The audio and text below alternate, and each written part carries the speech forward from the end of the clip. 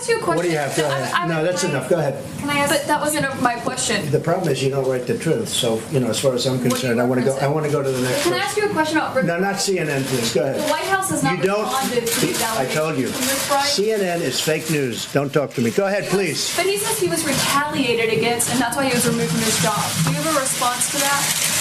Okay, next question. Mr. President, I have... To hire a spokesperson just so that Elon Musk doesn't put out tweets that then confuse federal workers. Are my press briefings not good enough for you, Jackie? You're going to see some young faces in the next Trump administration. The president-elect announced his press secretary is going to be Karoline Leavitt. She is just 27 years old. She was a press secretary for his campaign. She was a fierce fighter and defender of his, both on the airwaves, going on all the different shows, and behind the scenes working with the press. So no surprise that he picked her. She was also a super young candidate not so long ago. In the 2022 midterms, she ran for Congress in her home state of New Hampshire. She did not succeed and then went on to work for the Trump campaign. And she's part of that new generation that was actually a big reason why Trump won the election. He won the youth vote by a way bigger margin than most Republicans have in recent years. And now he's bringing those new faces into his next administration. Now, before I take questions, I would like to address an extremely dishonest narrative that we've seen emerging over the past few days. Many outlets in this room have been fear-mongering the American people into believing there is a constitutional crisis taking place here at the White House. I've been hearing those words a lot lately. But in fact, the real constitutional crisis is taking place within our judicial branch, where district court judges in liberal districts across the country are abusing their power to unilaterally block President Trump's basic executive authority. Sure. So U.S. consumer confidence fell this month the most since August of 2021. What is your message for Americans who are concerned about the impact of things such as tariffs on prices? Yeah, sure. Well, thank you for that question. It's obviously an important one. The president campaigned on reigniting the Trump economy and fixing the mess that was created by the previous administration in this country, and they must be held accountable. And something different. There is now a member of the European Parliament from France who does not think the U.S. represents the values of the Statue of Liberty anymore. They want the Statue of Liberty back. So is President Trump going to send the Statue of Liberty back to France? Absolutely not. And my advice to that unnamed low-level French politician would be to remind them that it's only because of the United States of America that the French are not speaking German right now. So the United States asked that. Mary. Hey, thanks, Caroline. I wanted to ask about this video that I saw this morning set to the tune of, I believe, Closing Time, about deportations of illegal migrants. What's the strategy behind the White House's videos they've been putting out on this, and can you kind of talk us through the thinking on these videos? Sure. We are unafraid to message effectively what the president is doing on a daily basis to make our community safer. And the specific video you referenced, I think it sums up our immigration policy pretty well. You don't have to go home, but you can't stay here. Go ahead. Without his consent or knowledge. And that's not just the president or me raising those questions, Caitlin. According to the New York Post, there are Biden officials from the previous White House who raised those questions and wondered if the president was even consulted about his legally binding signature being signed onto documents. And so I think it's a question that everybody in this room should be looking into, because certainly that would propose perhaps criminal or illegal behavior if staff members were signing the president of the United States autograph without his consent. Biden is on the record talking about issuing preemptive pardons to these people. But was he aware of his signature being used on every single pardon? That's a question you should ask the Biden White House. Is there any evidence on that he wasn't aware of it? You're a reporter. You should find to the woman in the purple, because I saw you were making a face at my previous answer. So what's going on? Well, actually, I have a couple of questions. At the core of pro-Palestinian protests on college campuses and elsewhere is a demand to end the war in Gaza, a goal that this administration actually supports and has pursued. So why has this not been acknowledged or highlighted even? Because these colleges in these protests have again put out Hamas propaganda. The only reason Democrats have changed their minds on Tesla is because Elon Musk changed his mind on Donald Trump. That's the bottom line. I know AOC, for instance, used to drive a Tesla. I'm not sure if she still does. If she still does, it's because she knows it's a great American-made product. And that's why President Trump was proud to review some of those models at the White House yesterday. He ultimately went with the red sports model. It's actually sitting at West Exec right here at the White House now. But as you said, the president purchased the Cybertruck for his granddaughter, which is a very nice gesture. He campaigned on no taxes on tips, no taxes on overtime, no taxes on Social Security benefits. He is committed to all three of those things, and he expects Congress to pass them later this year. I'm sorry, have you ever paid a tariff? Because I have. That's they it. don't get charged on foreign companies, they get charged on the importers. And ultimately, when we have fair and balanced trade, which the American people have not seen in decades, as I said at the beginning, revenues will stay here, wages will go up, and our country will be made wealthy again. And I think it's insulting that you are trying to test my knowledge of economics and the decisions that this president has made. I'm now regret giving a question to the Associated Press. Past 4 years, we've seen the Biden administration spend money like drunken sailors. It's a big reason we've had an inflation crisis in this country, and it's incumbent upon this administration to make sure, again, that every penny is being accounted for honestly. Why impose this pause with so little notice? Why not give organizations more time to plan for the fact that they are about to lose, in some cases, really crucial federal funding, at least for a period of time? There was notice. It was the executive order that the president signed. There's also a freeze on hiring, as you know, a regulatory freeze, and there's also a freeze on foreign aid. And this is, again, incredibly important to ensure that this administration is taking into consideration how hard the American people are working. And their tax dollars actually matter to this administration. You know, just during this pause, DOGE and OMB have actually found that there was $37 million that was about to go out the door to the World Health Organization, which is an organization, as you all know, that President Trump, with the swipe of his pen in that executive order, is no longer wants the United States to be a part of. So that wouldn't be in line with the president's agenda. DOGE and OMB also found that there was about to be 50 million taxpayer dollars that... Are any officials here preparing to fight Democratic lawmakers in the streets? Absolutely not. So some of these, thanks for the question. Some elected Democrats are so steamed about Doge. Congresswoman LaMonica McIver says we are at war. Ilhan Omar says we might actually see somebody get killed. And Chris Van Hollen says we have to fight this in the Congress. We have to fight this in the streets. So what now? And may I just point out, if you heard that type of violent, enticing rhetoric from our side of the aisle, from Republican leaders on Capitol Hill, I think there would be a lot more outrage in this room today. It's unacceptable, the comments that have been made by these Democrat leaders, and frankly, they don't even know what they're talking about. Because President Trump was elected with a mandate from the American people to make this government more efficient. He campaigned across this country with Elon Musk, vowing that Elon was going to head up the Department of Government Efficiency, and the two of them, with a great team around them, were going to look at the receipts of this federal government and ensure it's accountable to American taxpayers. That's all that is happening here, and for Democrat officials to incite violence and encourage Americans to take to the streets is incredibly alarming, and they should be held accountable for that rhetoric. It sounds like something that they're most concerned about is Doge engineers with access to Treasury systems. Can you clarify? Do the Doge engineers have read-only access in these systems, so they are not allowed to write new code? They are. Of the 3,500 arrests ICE has made so far since President Trump came back into office, can you just tell us the numbers? How many have a criminal record versus those who are just in the country illegally? All of them, because they illegally broke our nation's laws, and therefore they are criminals as far as this administration goes. I know the last administration didn't see it that way, so it's a big culture shift in our nation to view someone who breaks our immigration laws as a criminal, but that's exactly what they are. Can they have one of the worst first? They all have a criminal record? And welcome to the break. If they broke our nation's laws, yes, they are a criminal, yes. Snoop Dogg.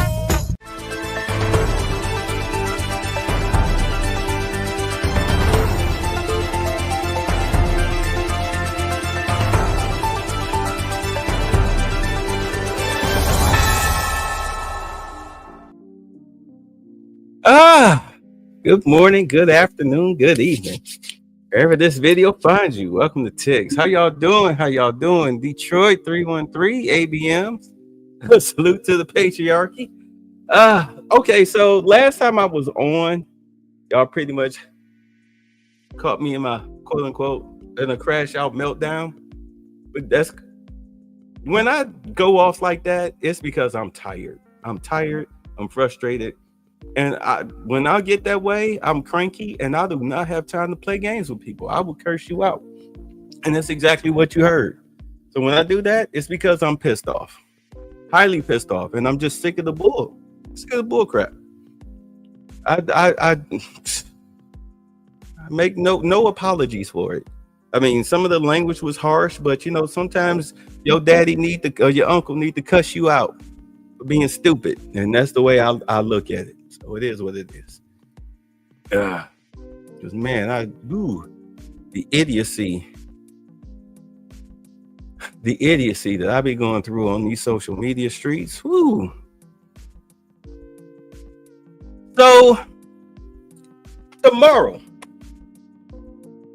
and I meant to do this. Well, I wanted to do it tonight, but I couldn't do it tonight. But apparently, they found out who was in charge of the auto pen. All right, they found out who was in charge of the auto pen. David Hall, the DNC vice chair. They got him on hidden camera. He just snitched. he was snitching like Tony Lanez or Tory Lanez, whatever his name was. Should have been snitching in that courtroom. But yeah, Hogg was snitching. He was snitching. The White House is subpoenaing people. I just want to let y'all know that's going to be the top story tomorrow. But I couldn't get to it today because I got to review the information. So right now, we're going to talk about the big thing that happened today, which was the tariff situation, as we have my girl Natasha Berman with her fine self explain to us what's going on, and then we'll jump right into it. All right, so let's go. More breaking news tonight. A federal appeals court allowing President Trump to continue collecting tariffs under emergency powers laws for now. Let's get right to Fox 8's Michelle Ross monitoring the news that's unfolding at this hour. Michelle? Natasha, Steve, we've seen the market react with twists and turns from these tariffs, but today they were muted, very modest gains. Now, the Trump administration, they wasted no time appealing the ruling after it came down on Wednesday, and just a day later, today, it's been ruled that the tariffs can continue for now. The original decision to block the tariffs came out of the U.S. Court of International Trade. Now, this is a special court that deals with trade issues, and they ruled yesterday that President Trump does not have the authority to enact all of these tariffs on his own. Trump used what's called the International Emergency Economic Powers Act, which gives the president this power when there's a national emergency. Now, even though this back and forth did not hurt markets today, it does hurt business. And what they need the most right now is clarity. Businesses that have an uncertain path forward, here's what they don't do. They don't go out and hire a bunch of people. They don't expand production. They don't make investments. They don't take risks. They sit back and they wait for the dust to settle. And that in and of itself becomes a headwind to the economy. That's probably the biggest risk economically at this point. And the National Economic Council Director, Kevin Hassett, telling Fox News this afternoon, quote, the bottom line is that President Trump's trade team has their eyes on the horizon. They understand that we've got to make America great again by making trade deals fair. Natasha? All right, Michelle? Yeah, I didn't mean to do that to my baby right there. I don't know what the hell the court thought they were doing. But do understand that everything that was going on economically with this country, once we found out through Doge, everything that was going on, it was indeed an emergency situation. Like we were getting ready to go be in bread and soup lines by this time next year because of the amount of money that the Democrats and their cronies were stealing from the federal government. I'm gonna tell you right now, because they're subpoenaing Biden's doctor to find out when did the doctor notice that he had cognitive decline. And there's a strong possibility not only will all of those auto pens be voided, be null and void, but also that some of the decisions that he actually signed might wind up being null and void. which means all this due process and all of this crap concerning the illegals and everything, kaput.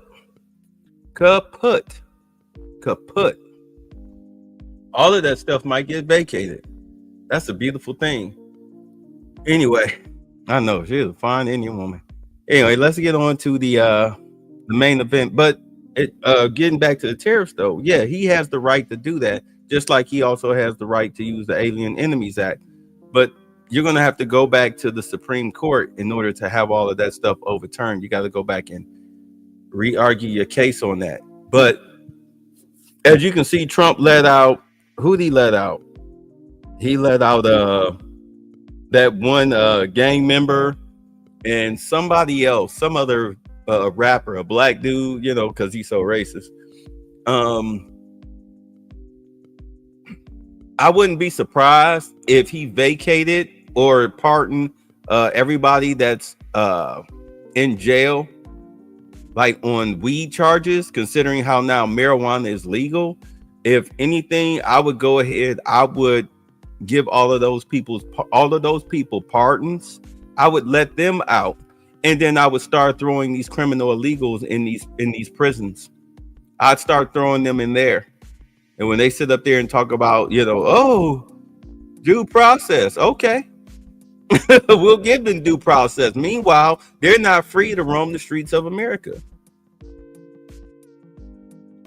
But that's how I would handle it. I would clear out everybody that's in jail on any type of weed cases. You know, even if he was moving bricks, you know, especially after I would say anybody in jail before 2015, maybe even when was it legal? 2020.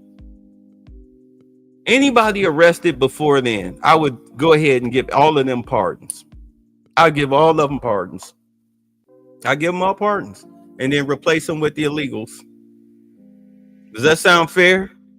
NBA, yeah, Larry Hoover and NBA Youngboy. Thank you, Detroit Toronto. It's funny because I was hearing it today. I heard their names, but it didn't stick. Yeah, so deep trouble for them. Oh yeah, they are in deep trouble. Yeah, so he let all them out. And I think I forget the Hispanic woman's name down in Florida. That's the congressman. She was on the Meg Thee Stallion, Tory Lanez case. She was talking about it. I was talking to my homeboy Mosh about it. I was like, more than likely what she'll probably do is, gather the evidence and refer it to the black lady that Trump made, because he's so racist. The black lady that's in charge of pardons and exonerations and everything for criminals. Hand all of that over to her and put my legal team on it to help her out if need be, and then present the case to Trump and then see if we can get Gavin Newsom to go ahead and just, set Tory Lanez free. And then I would have Meg Thee Stallion on trial for perjury because she's been lying for years. I mean, we all know it. And now that we see the body cam footage where she was saying she was shot in the foot, but come to find out when the cops told them to get out the car, like she dropped a bottle, a liquor bottle. It broke in front of her, and when she hopped down like a moron, she took a step forward and stepped on the glass. You see her step on the glass, you can hear it crunch. That's why her foot was bleeding. It wasn't gun fragments, it was glass shards from when the cop had her get out the car. Other than that, she was fine. That's why there was no blood in the car. You lied all them years. Yes, Luna. Yeah, Florida. Thank you, Congresswoman. Yeah, Luna. She's a nice, strong 7.5. She's nice. Anyway, all right. So let's get on to this. All right, Michelle, thank you so much. All right, let's see. Hello, everybody. How are you? Wow, a packed room today. Last night, the Trump administration faced another example of judicial overreach. Using his full and proper legal authority, President Trump imposed universal tariffs and reciprocal tariffs on Liberation Day to address the extraordinary threat to our national security and economy posed by large and persistent annual U.S. goods trade deficits. The United States has run a trade deficit of goods every year since 1975. In 2024, our trade deficit in goods exceeded $1 trillion. Everybody agrees this is unacceptable. President Trump is delivering on his promise to fix this problem, and he has taken a long overdue and much needed bold stance for American workers after decades of our manufacturing base being hollowed out. The president's rationale for imposing these powerful tariffs is legally sound and grounded in common sense. President Trump correctly believes that America cannot function safely long-term if we are unable to scale advanced domestic manufacturing capacity, have our own secure critical supply chains, and our defense industrial base is dependent on foreign adversaries. 3 judges of the U.S. Court of International Trade disagreed and brazenly abused their judicial power to usurp the authority of President Trump to stop him from carrying out the mandate that the American people gave him. These judges failed to acknowledge that the President of the United States has core foreign affairs powers and authority given to him by Congress to protect the United States economy and national security. Congress had created the National Emergency Act to provide the congressional framework to strike down improper IEEPA use.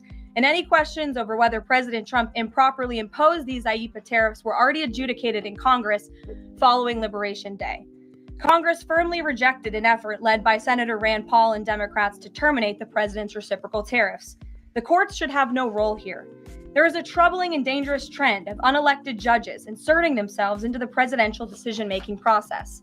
America cannot function if President Trump, or any other president for that matter, has their sensitive diplomatic or trade negotiations railroaded by activist judges.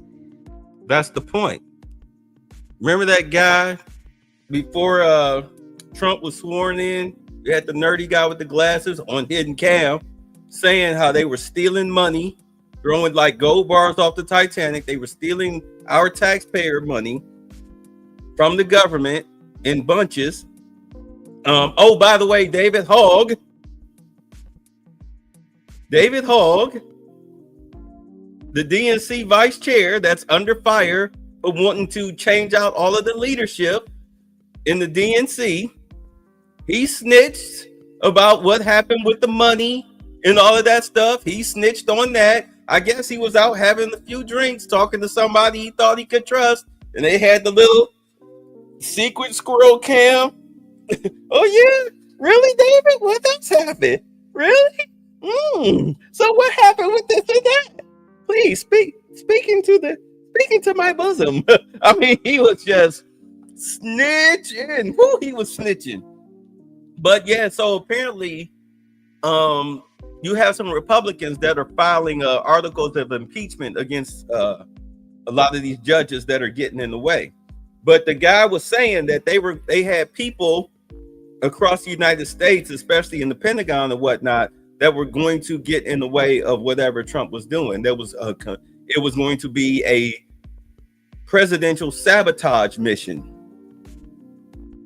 This is why I was saying Congress needs to step in and tell these judges, yo, you got a problem with what he's doing, come talk to us. You don't get to make these decisions. You don't share powers with the president. If you have a problem, you come talk to us. But so that's what's going on with all of these filings and injunctions that he's winning, by the way. President Trump is in the process of rebalancing America's trading agreements with the entire world, bringing tens of billions of dollars in tariff revenues to our country, and finally ending the United States of America from being ripped off. These judges are threatening to undermine the credibility of the United States on the world stage. The administration has already filed an emergency motion for a stay pending appeal and an immediate administrative stay to strike down this egregious decision. But ultimately, the Supreme Court must put an end to this for the sake of our Constitution and our country. With Congress returning next week, it's critical that Senate Republicans maintain the momentum and quickly pass the One Big Beautiful Bill. The One Big Beautiful Bill will truly make America safe and prosperous. The One Big Beautiful Bill includes the largest border security investment ever. That's why the law enforcement groups are lining up to encourage its swift passage. The National Fraternal Order of Police, the largest police union in the country, just endorsed key provisions of the bill. The FOP president announced their strong support, saying the One Big Beautiful Bill Act is more than legislation. It is a promise kept to the public safety officers across the country and a bold step toward an economy that respects rewards, and uplifts the people who keep it safe. And the National Border Patrol Council, which represents nearly 20,000 Border Patrol agents, hailed the legislation as well. You see this? You see how she looks tired? Because understand, she got a newborn. That baby's maybe about 6 months old. Yeah, she burning the candle at both ends. That's why she sounds so exasperated. You can hear it in her voice. She's tired. She's tired. She needs a nap. Mommy needs a nap. Mommy needs a nap. Anyway. The group's president said this legislation provides a once-in-a-generation investment in the border security of our great country and will make America safer. The One Big Beautiful Bill will guarantee we can permanently have the safest, strongest, and most secure immigration system in American history. I also want to take the opportunity to debunk some false claims that have been circulating in the press about this bill. The blatantly wrong claim that the One Big Beautiful Bill No, she had a baby. She had a baby before she was tapped to be White House press secretary. Yeah, she had a baby. So she's trying to be a mother and doing her job at the same time. And you know how it is when you're a working mother. We all know, as much as we talk about single moms and everything, although she's not a single mother, her husband's like about my age, in his 50s, and he's very wealthy. She's like 26, 27. He got him a young thing. But she's still trying to be an active mother. Yeah, all right. Increases the deficit is based on the congressional budget, safest, strongest, and most secure immigration system in American history. I also want to take the opportunity to debunk some false claims that have been circulating in the press about this bill. The blatantly wrong claim that the One Big Beautiful Bill increases the deficit is based on the Congressional Budget Office and other scorekeepers who use shoddy assumptions and have historically been terrible at forecasting across Democrat and Republican administrations alike. For example, just before Congress enacted the original Trump tax cuts at the end of 2017, the same CBO projected that growth would average a mere 1.9% over the next 10 years. However, by 2019, actual growth had surged to 3.4% once the Trump tax cuts went into effect, exceeding the CBO forecast by nearly 2 full percentage points. The CBO's latest forecast makes the same anemic growth assumptions as they did in 2017, missing the impact of the One Big Beautiful Bill. The CBO assumes long-term GDP growth of an anemic 1.8%, and that is absurd. The American economy is going to boom like never before after the One Big Beautiful Bill is passed. The largest middle-class tax cut in history, massive deregulation, and the most aggressive domestic energy exploration ever will fuel small businesses, further boost private investment, increase workers' wages, and supercharge economic growth. The Council of Economic Advisors has factored in the effects of all these pro-growth policies and estimated in their own analysis that growth will average 3% in the long run after the One Big Beautiful Bill is passed, which is nearly double the ridiculous CBO projection. This higher growth would result in $4.1 trillion in additional revenue over the next 10 years. Between the common sense spending reforms contained in the One Big Beautiful Bill and the robust economic growth that will be generated as a result of it, there will be no increase to the deficit.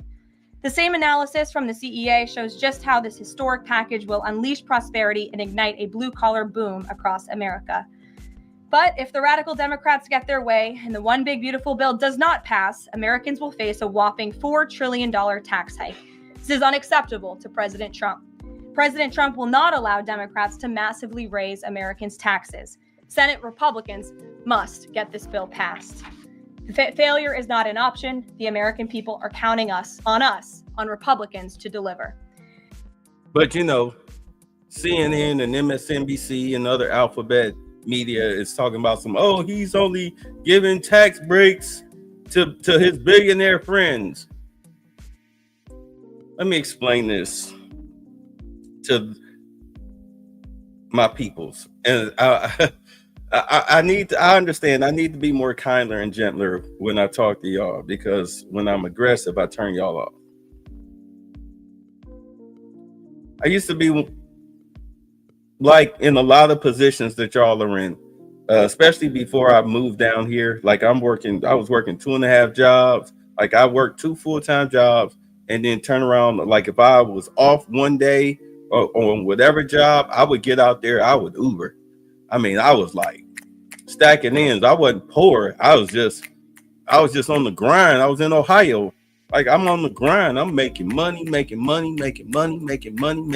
because that's all that really matters in the capitalist society. I mean, sure, family and all that stuff, but what good is having a family if you can't afford to feed them? You can't afford to pay your bills and everything. Isn't that what we all gripe about?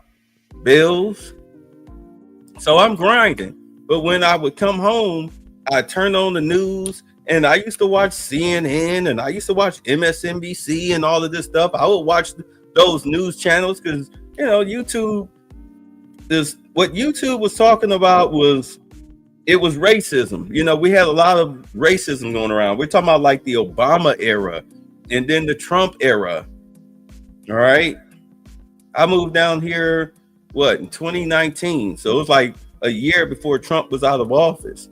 So all of that was going on. So I'm listening to people who are lying to me and giving me half truths, which is the Democratic Party, their media apparatus, CNN, MSNBC, ABC, NBC, CBS. Those are Democratic media outlets. And I understand Fox, they took that big hit. They were sued. They lost a $787 million judgment about the voting machines in 2020 and whatnot. No different than CBS getting ready to lose this $20 billion lawsuit to Trump because they doctored Kamala Harris's interview to make her sound coherent when we know she's not. Like they got the original tapes. CBS is about to lose. This is why, for some reason, I've got like over 1,000 something views. I only got like 460 subscribers, but I got well over 1,000 something views on a video talking about the head of CBS complaining about Trump trying to take away free speech. No, he's not. Like you're only saying that because you're about to lose your judgment. The dude hosts a press conference damn near 3 times a day. He opened the media up to people like me, but we're considered to be credible. Whether we are or not is up to the audience. But they like, he's right. I'm like, if he's right, then explain the lawsuit. He's only saying that because he's butthurt, just like what she was saying. These people's feelings are hurt, so they lie. They push criminality, and we sit here and we believe it because we are not expanding our knowledge base. This is why I harp so hard. I'm like, I watch the press conferences. I'm listening to what they're saying, and then I make my opinion based on that.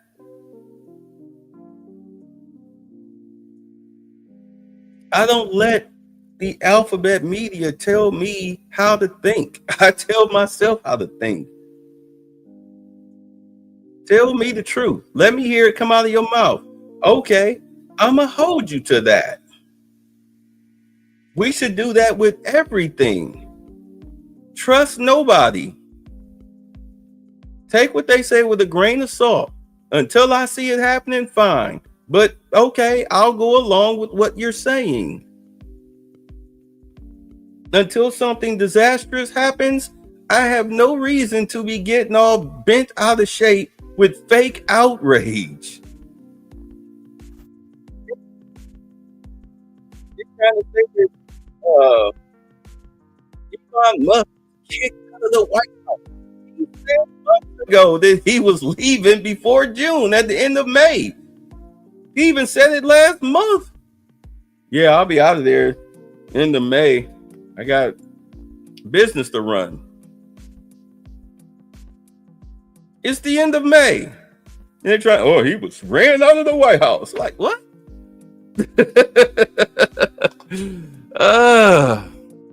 It's wild. It's wild. It's wild. But I was caught up in the Democratic media machine, and I thought that everything that I was hearing was coming from the right was all a one big lie and a con artist, and they're all racist and whatnot. But after the last 4 years of dealing with the Biden administration, looking at all the criminality and the psychotic crap that they was doing, and now how they're trying to keep this garbage going that they were pushing, men and women sports, rapists, murdering of children, illegals, they still going down there trying to go see Abrego Garcia. Like, what are you doing? You trying to force your way into a detention center? Are you on drugs?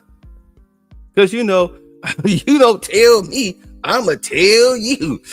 I'ma tell you. I'ma throw my book. I'm getting in there. You get yourself into a jail cell is where you're gonna find out where. Woo.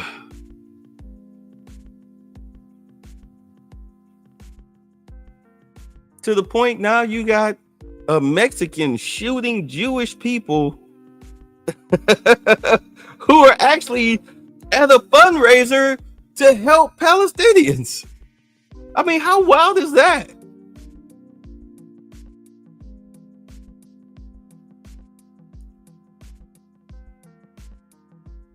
That's why I asked, how are y'all Democrats? Why are y'all listening to these people? These people have never been your friends. The only time the Democrats got something to say to black men is 2 weeks before the election. I'm going to give y'all weed and a finger up your butt to check your prostate.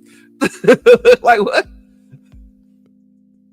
You gonna better get us nice and high before somebody stick their finger in our butts? What type of what is this? What is this? They don't talk to us. They're the reasons we're in this situation. But I digress. In other news, despite all the doom casting from the media, Americans are growing more and more optimistic about the economy under this president. Consumer confidence surged in May with the biggest monthly jump in 4 years, smashing expectations. According to the release from the Consumer Confidence Index, the increase in confidence was broad-based across all age groups, income groups, and political affiliations. Our country is clearly heading in the right direction under President Trump's bold leadership. For the first time in history of Rasmussen polling, a majority of Americans believe the country is on the right track. It's unsurprising because the president is fulfilling the promises he made to the American people. Here in our new media seat today, we have the editor-in-chief of The Federalist, Molly Hemingway. The Federalist is led by Molly and Sean Davis and provides fearless journalism and coverage of politics and culture to millions of readers all over the world. Thank you for being here, Molly, and why don't you please kick us off? Thank you, Caroline.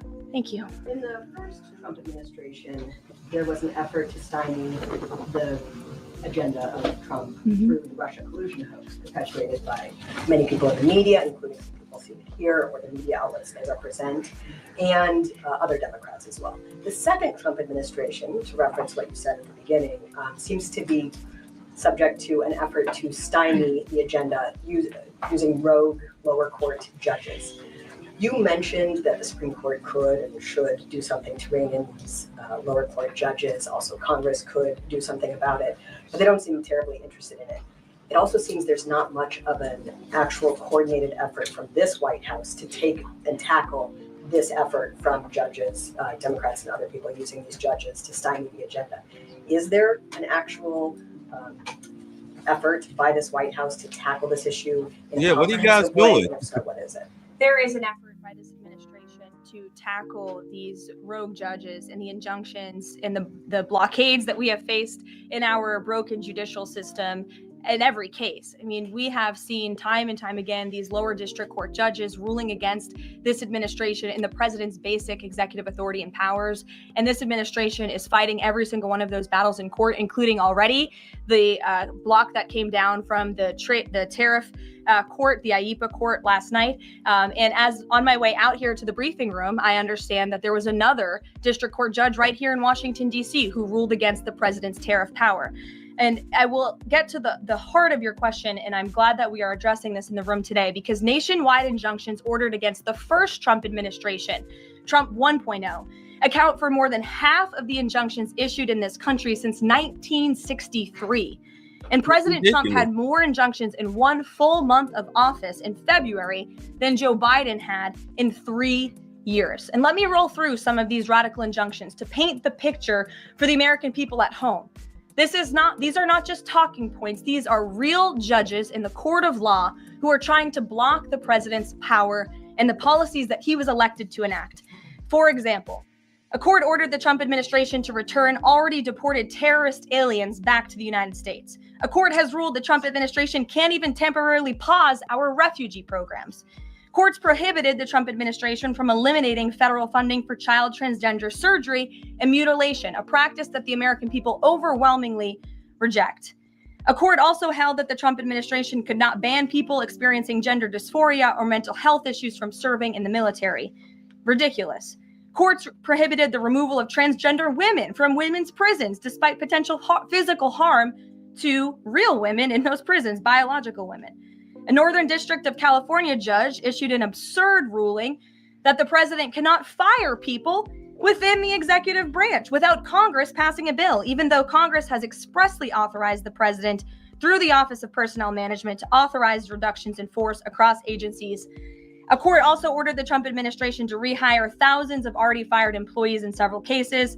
A federal judge blocked the Trump administration from defunding the Department of Education, another signature campaign promise that this president has the power to implement.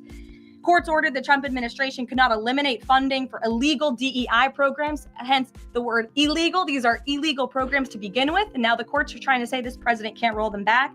And a district court judge prohibited the president from issuing any categorical funding freezes. And then another court ordered on top of that the administration makes $2 billion of payments in 36 hours. These are just a few of the ridiculous orders that we have seen from lower district court judges. By the way, he won those hope that cases. the Supreme Court will weigh in and rein them in.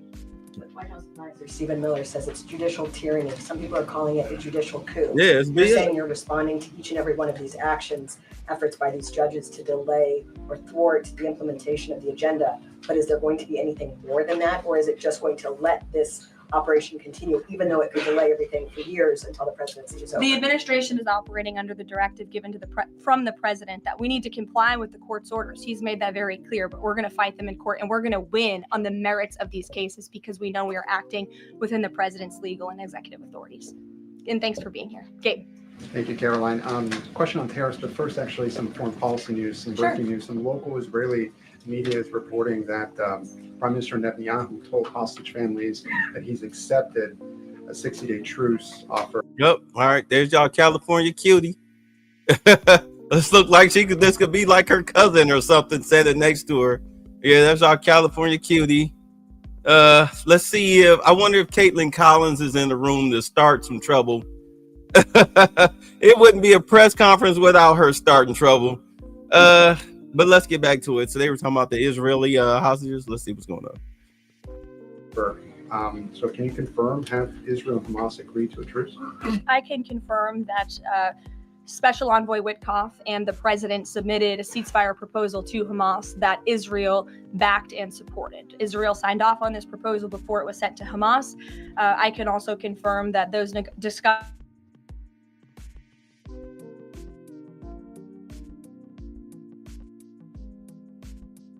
from the beginning. I won't comment further as we are in the midst of this right now. To be clear, you don't know if Hamas has accepted it yet? Not to my knowledge, but certainly if that becomes case and this ceasefire goes into effect, you'll hear it directly from myself, the president, or Special Envoy Witkoff. On tariffs, Kevin Hassett earlier this morning, he brushed off a legal ruling and called it a hiccup. And he said that trade deal negotiations would continue. Why would other countries continue these trade deal negotiations given the ruling? Because countries around the world, negotiator-in-chief, President Donald J. Trump. And they also probably see how ridiculous this ruling is, and they understand that the administration is going to win, and we intend to win. We already filed an emergency appeal. We expect to fight this battle all the way to the Supreme Court. These other countries should also know, and they do know, that the president reserves other tariff authorities, Section 232, for example, to ensure that America's interests are being restored around the world. But I can confirm that our ambassador for trade, Jameson Greer, already heard from countries around the world this morning who said they intend to continue with these negotiations. Peter. Thank you, Caroline. So many of the president's plans right now are being blocked by courts.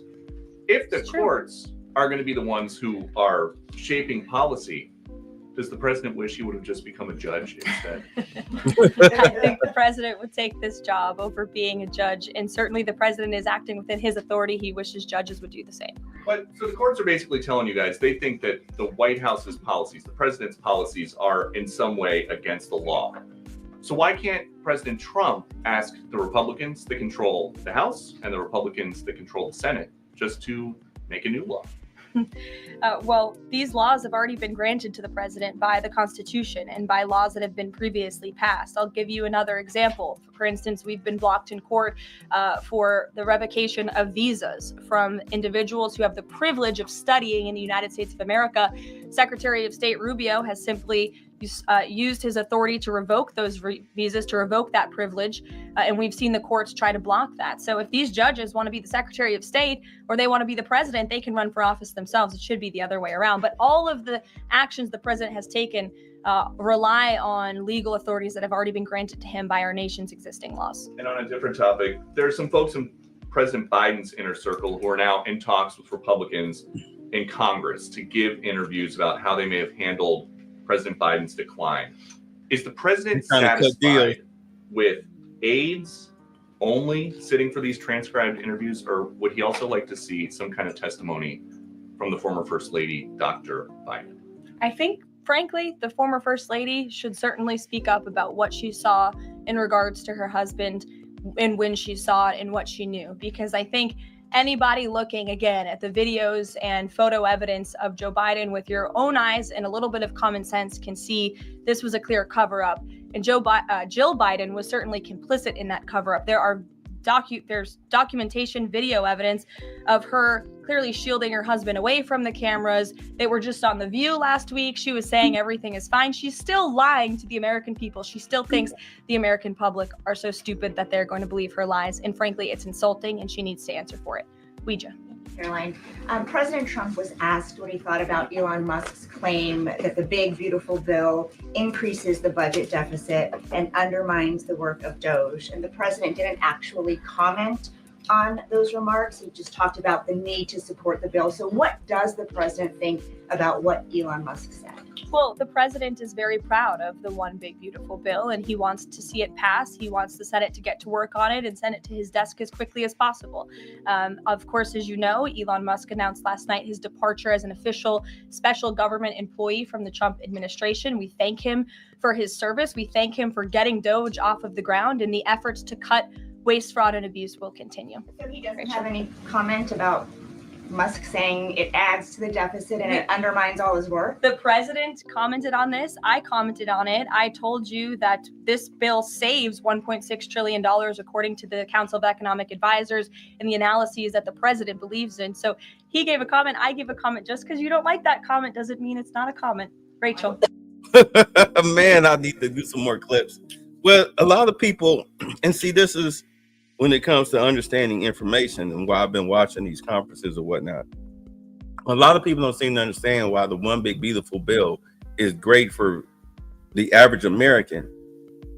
And I've spoken on this before, is that Trump is trying to eliminate poverty. Through the gold card, Trump gold cards, you have corporations that are buying. You've had over thousands of corporations that have bought into America, where they're building their plants and their office spaces from scratch as mandated to avoid the tariffs, which creates jobs. Hundreds upon hundreds of thousands of jobs are about to be created. In that bill, outside of no tax on tips and no tax on overtime, the beauty of it is especially because of the tariffs. So we're looking at about next tax season, anybody that makes under $200,000 won't have to pay federal income tax. You can forget it. It's over. The 40% that you lose per paycheck, you now get that back. So you'll have more money to spend. So these tariffs won't mean a damn thing. And these jobs that are coming in from all of these foreign companies and whatnot, they're not going to start you off at no little paltry $15 an hour. These are factory jobs. These are white collar jobs. These aren't McDonald's and other fast food and, Family Dollar jobs. These are grown men jobs. These are adult jobs coming into the country. You're going to watch costs go down, especially the cost of living, which is already dropping. You're going to see home prices dropping, which is already starting to happen. You understand? You already starting to see the effects of it trickle in. Wait until it really takes hold. Wait until the tariffs go back into effect in July. You're going to see a hell of a difference. I know you had over 106,000 black women lose their government welfare jobs because, let's be honest, that's all they were. They were DEI jobs. Somebody was saying that this was Biden's administration. This was their idea of reparations, was to give black women government jobs. Like what?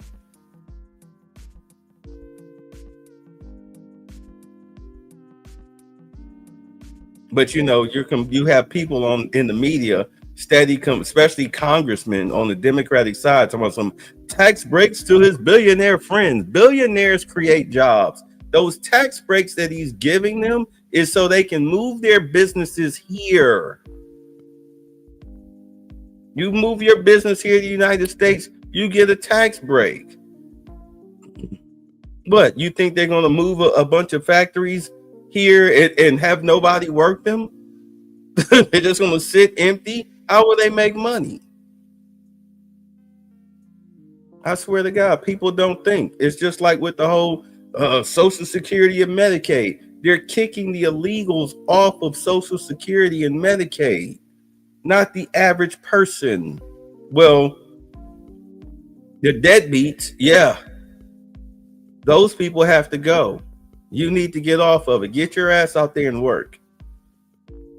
That's why your grandma's Social Security checks, or those of you who may be collecting a Social Security check and it's paltry, that's why it's paltry. It's too many people getting paid out through the system. If you kill all of that off from people who don't deserve it, then you know how you get that yearly increase instead of that little $50 or $100. It'll match the cost of living. Finally. So that way grandpa and grandma ain't got to work at a Family Dollar or Kroger or a Walmart or something like that. But one of the biggest things you have to tackle, though, when you do this, you have to tackle crime. I think Chicago lost 6 McDonald's? It's bad enough they lost all 4 of their Walmarts. Now they've lost 6 McDonald's within a certain area, with maybe a few more looking to close because of teenage crime. Some of them, instead of shuttering their doors, they're now just having security guards. They hire a security guard and they don't let teenagers in. You have to do something. You have to do something about crime. Once you tackle crime mixed in with all of these other things that's going on, basically, you'll at least have a semblance of a cleaner, safer society. But the Democrats have to get out of the way. They have to get out of the way. And the funny part is that they're doing the job for Trump by aiding and abetting illegals, putting their hands on ICE agents. Wait until Kash Patel gets his team together. This whole Diddy situation is starting to heat up. You've got celebrities and politicians or whatnot. They're lawyering up in case they get called. This ain't just about Cassie. All right. The Epstein stuff, they're still combing through that. You have to relax. That's a very huge case. involving politicians, governors, mayors. You've got people of part of the royal family that are on those Epstein tapes. You gotta be very careful with that. You got Letitia James acting up, Fonnie Willis. I mean, you got these people who are begging for silver bracelets. And trust me, it's coming. It's not going to happen overnight. We're so used to having a microwave society. Like, you got to relax. This stuff it's a slow build. It's going to be a slow burn. But you're going to start seeing, like I said, it's going to be a hot summer. That's when you're really going to see the ball rolling. And you already see it with the arrest of that Judge Dugan, those other 3 judges trying to aid and abet illegals or whatnot. They're going to do it to themselves. They're going to do it to themselves. So I'm not really worried. I mean, I'm worried about the primaries, but not necessarily worried about the primaries. Because if I'm Trump and I see that I'm possibly might be losing seats because of the primaries, then I'll pull out my Trump card and start throwing people in bracelets because I got evidence against you. You can call it lawfare all you want to. What are you doing with all of these injunctions? Is that not lawfare? So what's good for the goose isn't good for the gander? Isn't that a black female ideology? Thanks, Caroline. Back on trade. I know you said the White House is going to fight this ruling in court. What's up, Lou? Is the administration actively reviewing other avenues, other options to carry out the president's trade policy? The president's trade policy will continue. We will comply with the court order, but yes, the president has other legal authorities where he can implement tariffs. However, it does not dispute the fact that the president was right to declare a national emergency when it came to fentanyl and when it came to our crippling deficits and the lack of critical supply chains here at home. That is the reasoning for the president's tariffs. And the court didn't dispute those facts, by the way. And there have been other courts that have reaffirmed the president's position. In fact, a ruling in federal court earlier this month shows that the administration is in the right, said we will win on appeal. A federal district judge in Florida ruled that IEEPA, in fact, does grant the president the authority to unilaterally impose tariffs. And 20 years ago, I will add, they are not a court, the New York Times editorial board responded to the January 2005 trade deficit of $58.3 billion by writing an editorial entitled Dangerous Deficits. And since then, our trade deficit has more than doubled. The U.S. trade deficit in January totaled a whopping $131.4 billion. So people on both sides of the aisle, pundits, lawyers, legal scholars, politicians have all agreed that it is a national emergency, our trade deficits and our lack of critical supply chains here at home. It's just President Trump was the first president to actually act on it, to restore that wealth and that prosperity to the United States of America. And it's very unfortunate that the courts are now blocking his attempts to do that. Because it's Trump bad. So you say, meanwhile, Trump had an argument with Putin. Yeah, I covered that in my last video when I was angry and tired and sleepy and needed my blankie and my binky so I could nap. Yeah, I covered that when I said Zelensky is in trouble. Yeah, because they tried to delete Putin. And the video that I posted talking about it, TikTok took it down. They said it violated. I mean, there was no cursing or nothing. It was just news. They said it violated their terms of service. Man, I can't wait till they settle this TikTok situation. I'm so tired of them being left-wing extremists. I'm tired of them being left-wing extremists. I mean, I had to cut off because I would get notifications. I had to cut my notifications off on TikTok because I get all types of psychopaths just all in my DMs. But yeah, it's in there. Yeah, he had an argument with Putin because Putin should have called Trump before he fired them missiles. But it's too late. What's done is done. But they'll be all right. Say sub bitter. Oh, what's up? Unsung. Say, is she sending rounds downrange? Oh, you crazy? Leave it alone. Yeah, Zelensky messed up. What's up, AB? Yeah, Zelensky messed up. He messed up big time. Lewis, I'm telling you, you called it. 3 months. We're what, a month and a half in? we'll see what happens. Let's go. Then reach the point where you are actually asking your economic advisors to start reviewing other avenues to implement the president's trade policy, or do you want to just see this legal process take place for now? We can walk and chew gum at the same time. We are doing both. Josh. The president met with the Fed chair earlier today. I'm wondering if you can give us any readout of that meeting. The Fed also says that they discussed the economy. I imagine the president might have shared views on rates as well. I have to be honest. I've noticed that because this is the White House's YouTube channel.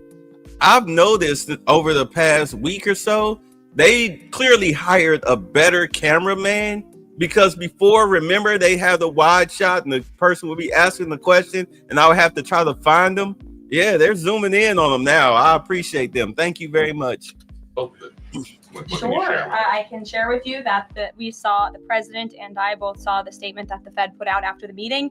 That statement is correct. However, the president did say that he believes the Fed chair is making a mistake by not lowering interest rates, which is putting us at an economic disadvantage to China and other countries. And the president's been very vocal about that, both publicly and now I can reveal privately as well. Did he speak at all about his plans for that position, but whether he would seek to move Jay Powell out of that position or keep him in until his term ends? No.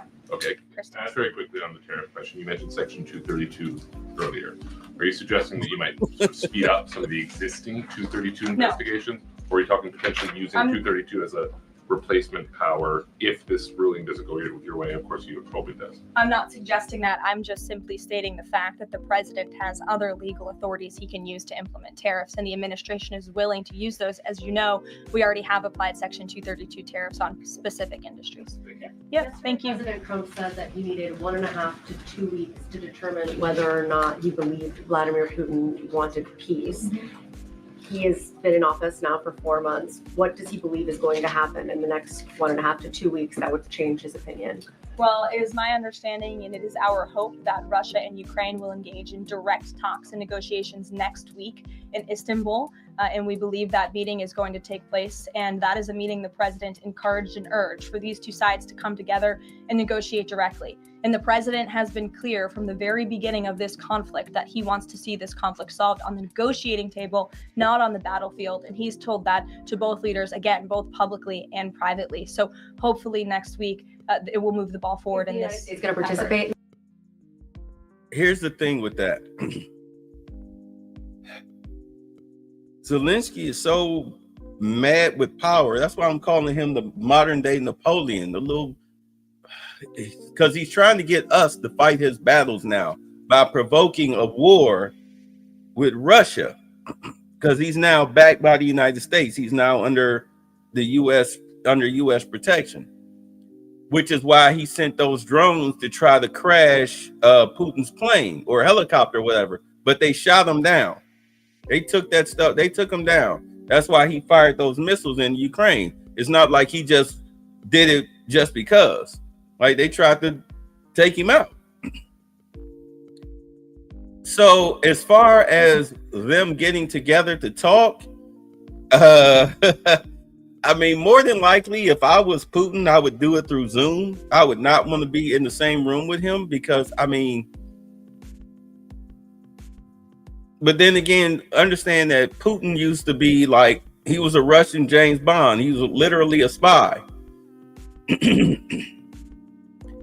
If I was him, if I showed up, I mean, of course, I would send a team to completely investigate everything, just like the Secret Service does. Wherever the president has to go pee at a Denny's, I guarantee you, they just hold it for 10 minutes, Mr. President. We need to, be all up in the ceiling tiles and everything. Check the walls, tap, tap, tap before you go in there.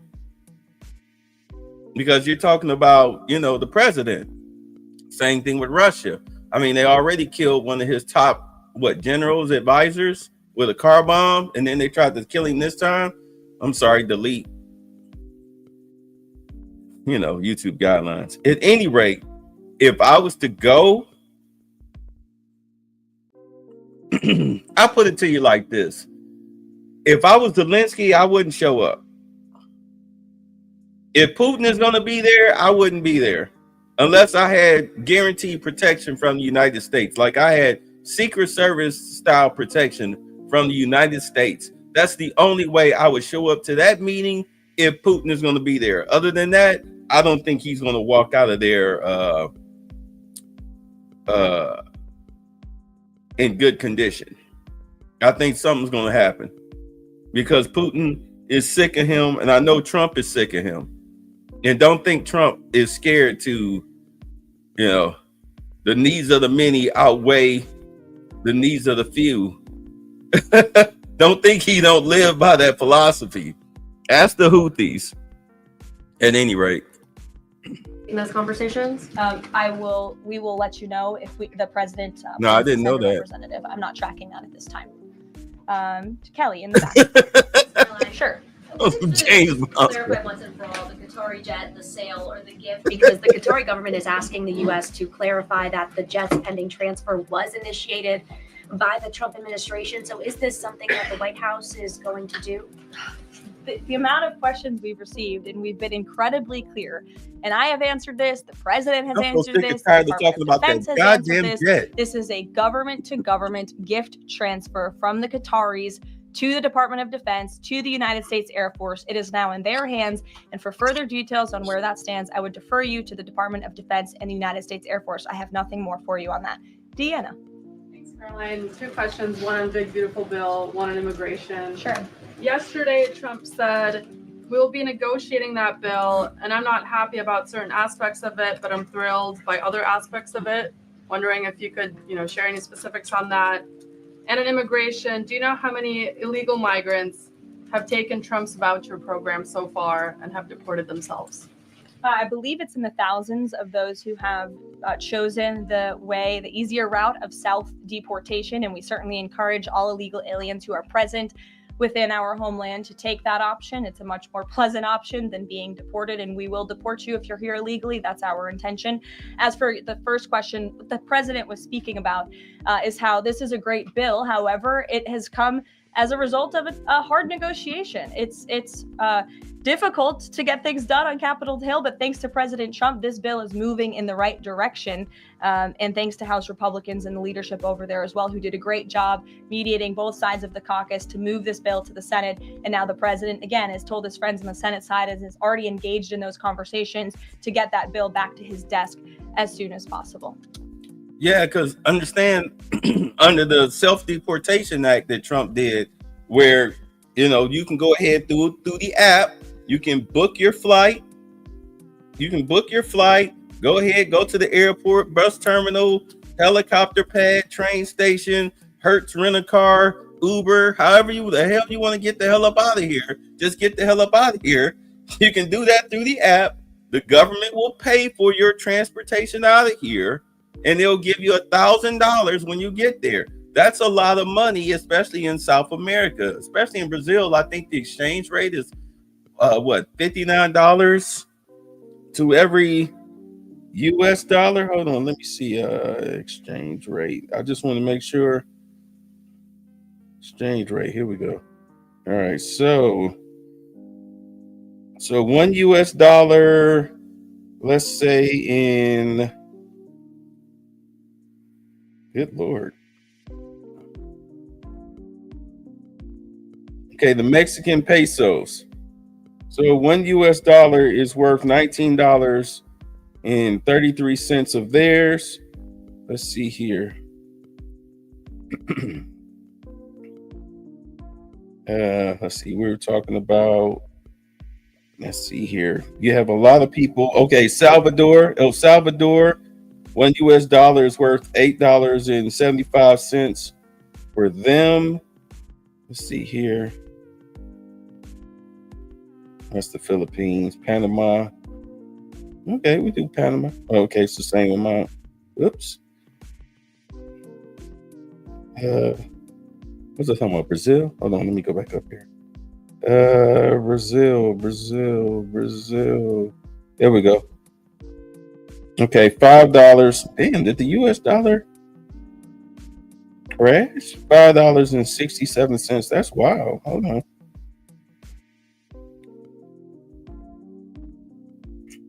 The hell happened? I'm like, wait, maybe it's because I'm used to. Hold on. Let's see. No. Let's see. Oh, that's what. Okay, I'm used to the Philippine peso, where $1 is worth $55.63 as of today. Okay, I'm like, hold on. I thought it was more than that, but you get the idea. It's a lot of money, especially in a third world country. But let's go. Sure. Has this administration been briefed about the incident that happened in Gaza on Tuesday during the rollout of the Gaza Humanitarian Foundation distribution of aid to Palestinians there? And should there be a ceasefire? Will this administration continue to rely on this foundation for the distribution of aid to civilians?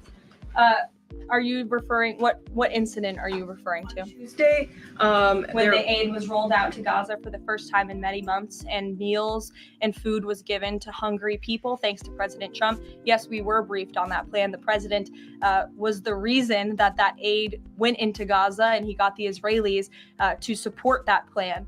And I would add that the previous administration rejected such a plan to ensure that these starving and devastated people in the Gaza Strip were given humanitarian aid and assistance. And it was the previous administration that tried to build this pier, if you all remember it. It was brought to my attention this morning, and I thought that's a good point. Why don't I bring that up? Because there's been so much criticism. In fact, it was on the front page of a newspaper this morning about the criticism for this president having a humanitarian heart and giving people badly needed food and supplies. Nobody wanted to talk about how the previous administration failed in that endeavor. They built this pier that cost $230 million. It lasted about 20 days, and more than 60 U.S. service members were injured, as a part of this floating aid pier that did nothing for the people of Gaza. The president is opening up his humanitarian heart to get aid into the region while his team simultaneously negotiates a ceasefire and the return of all hostages. We are moving the ball forward in a positive direction for all people. The president wants to see peace for all people. But you out here shooting Jews, talking about some free Palestine.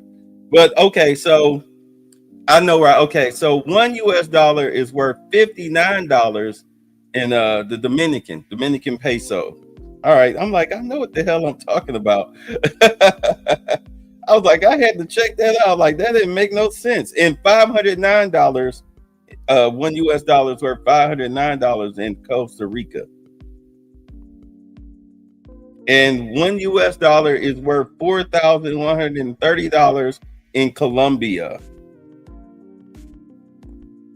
And yeah, in Colombia. So yeah, giving these people $1,000 to go back home.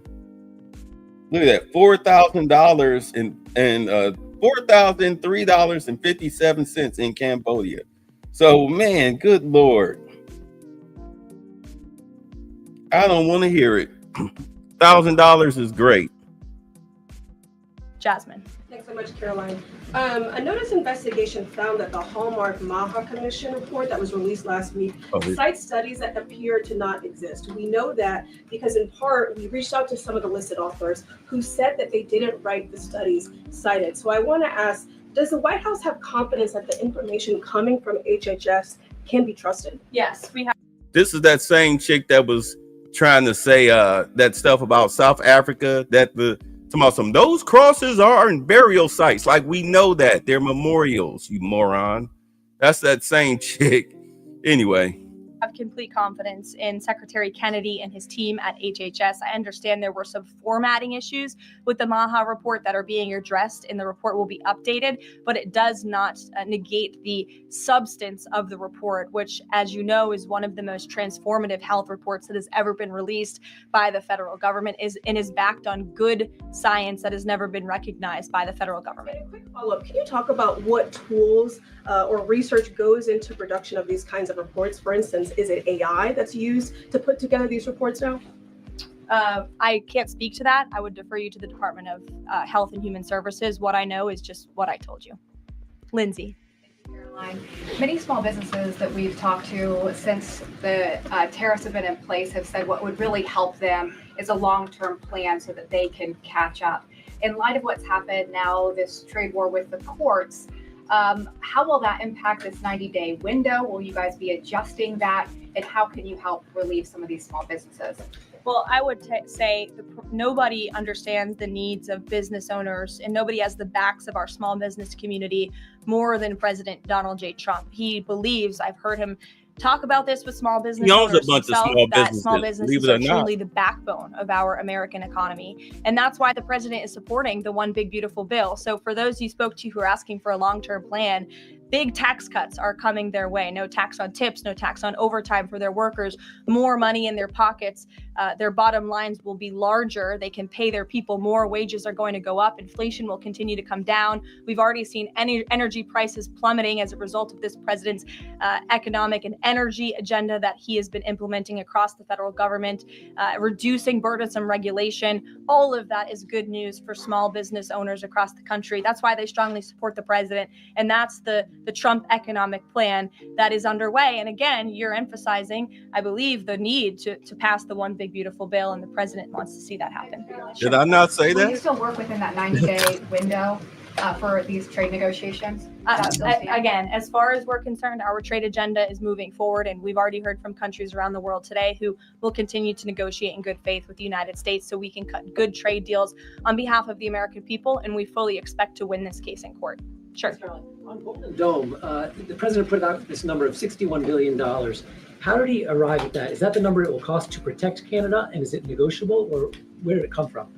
I can certainly ask the president, and I can check in with our research team, and we'll get you the facts on that number. But the Golden Dome is certainly a significant investment in our nation's national security and homeland security to protect Americans, all of you in this room, from future threats.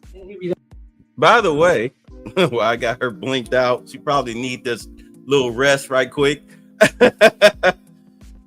So I never touched on the Golden Dome because, I thought it was funny that Israel has one, but we don't. So just like Japan has bullet trains, but we don't, because billions and trillions of dollars have been going out the door to crazy stuff.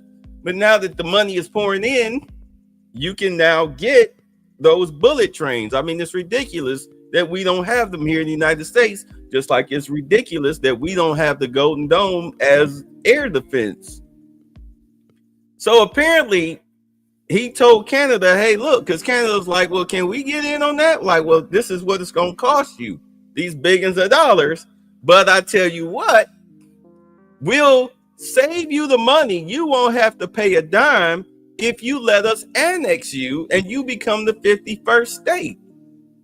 So the Prime Minister of Canada was like, let me get back to you. Let me get back to you on that. But in all honesty, Canada shouldn't really be worried about the Golden Dome because they're destroying themselves. They're the ones that are throwing people in jail for calling men in dresses men. They're the ones that's peddling all of that smut in the school system, just like we were doing under Biden. Hell, they're almost as bad as the UK. They're almost as bad as the UK. The only thing they don't have is an immigration problem. Because, who's migrating into Canada? Eskimos? Or US citizens? And we don't want to go up there. They're just as terrible. Y'all can keep Canada. You can keep Canada. Have the Canadians been talking in good faith about paying to be in it? I know they expressed some interest. Well, the president has certainly expressed to the Canadians how we are essentially subsidizing their national defense. He brought it up in his meeting with their new leader here. And as you know, we'll be traveling to Canada next month for the G7. So I expect that topic of discussion to come up on that. Yeah, that'll be very interesting. Sure. Hi, thanks, Caroline. There was a May Day USA rally in Seattle that happened over the weekend that evolved into some protests and riots. The Seattle Mayor Harrell said that it was a far-right rally held here to provoke a reaction by promoting beliefs that are inherently opposed to our city's values, which he defined as LGBT values. I know the FBI is looking into this, but has the president reached out to the mayor at all, asked him to apologize for this? And is this something that the administration would consider an example of anti-Christian bias?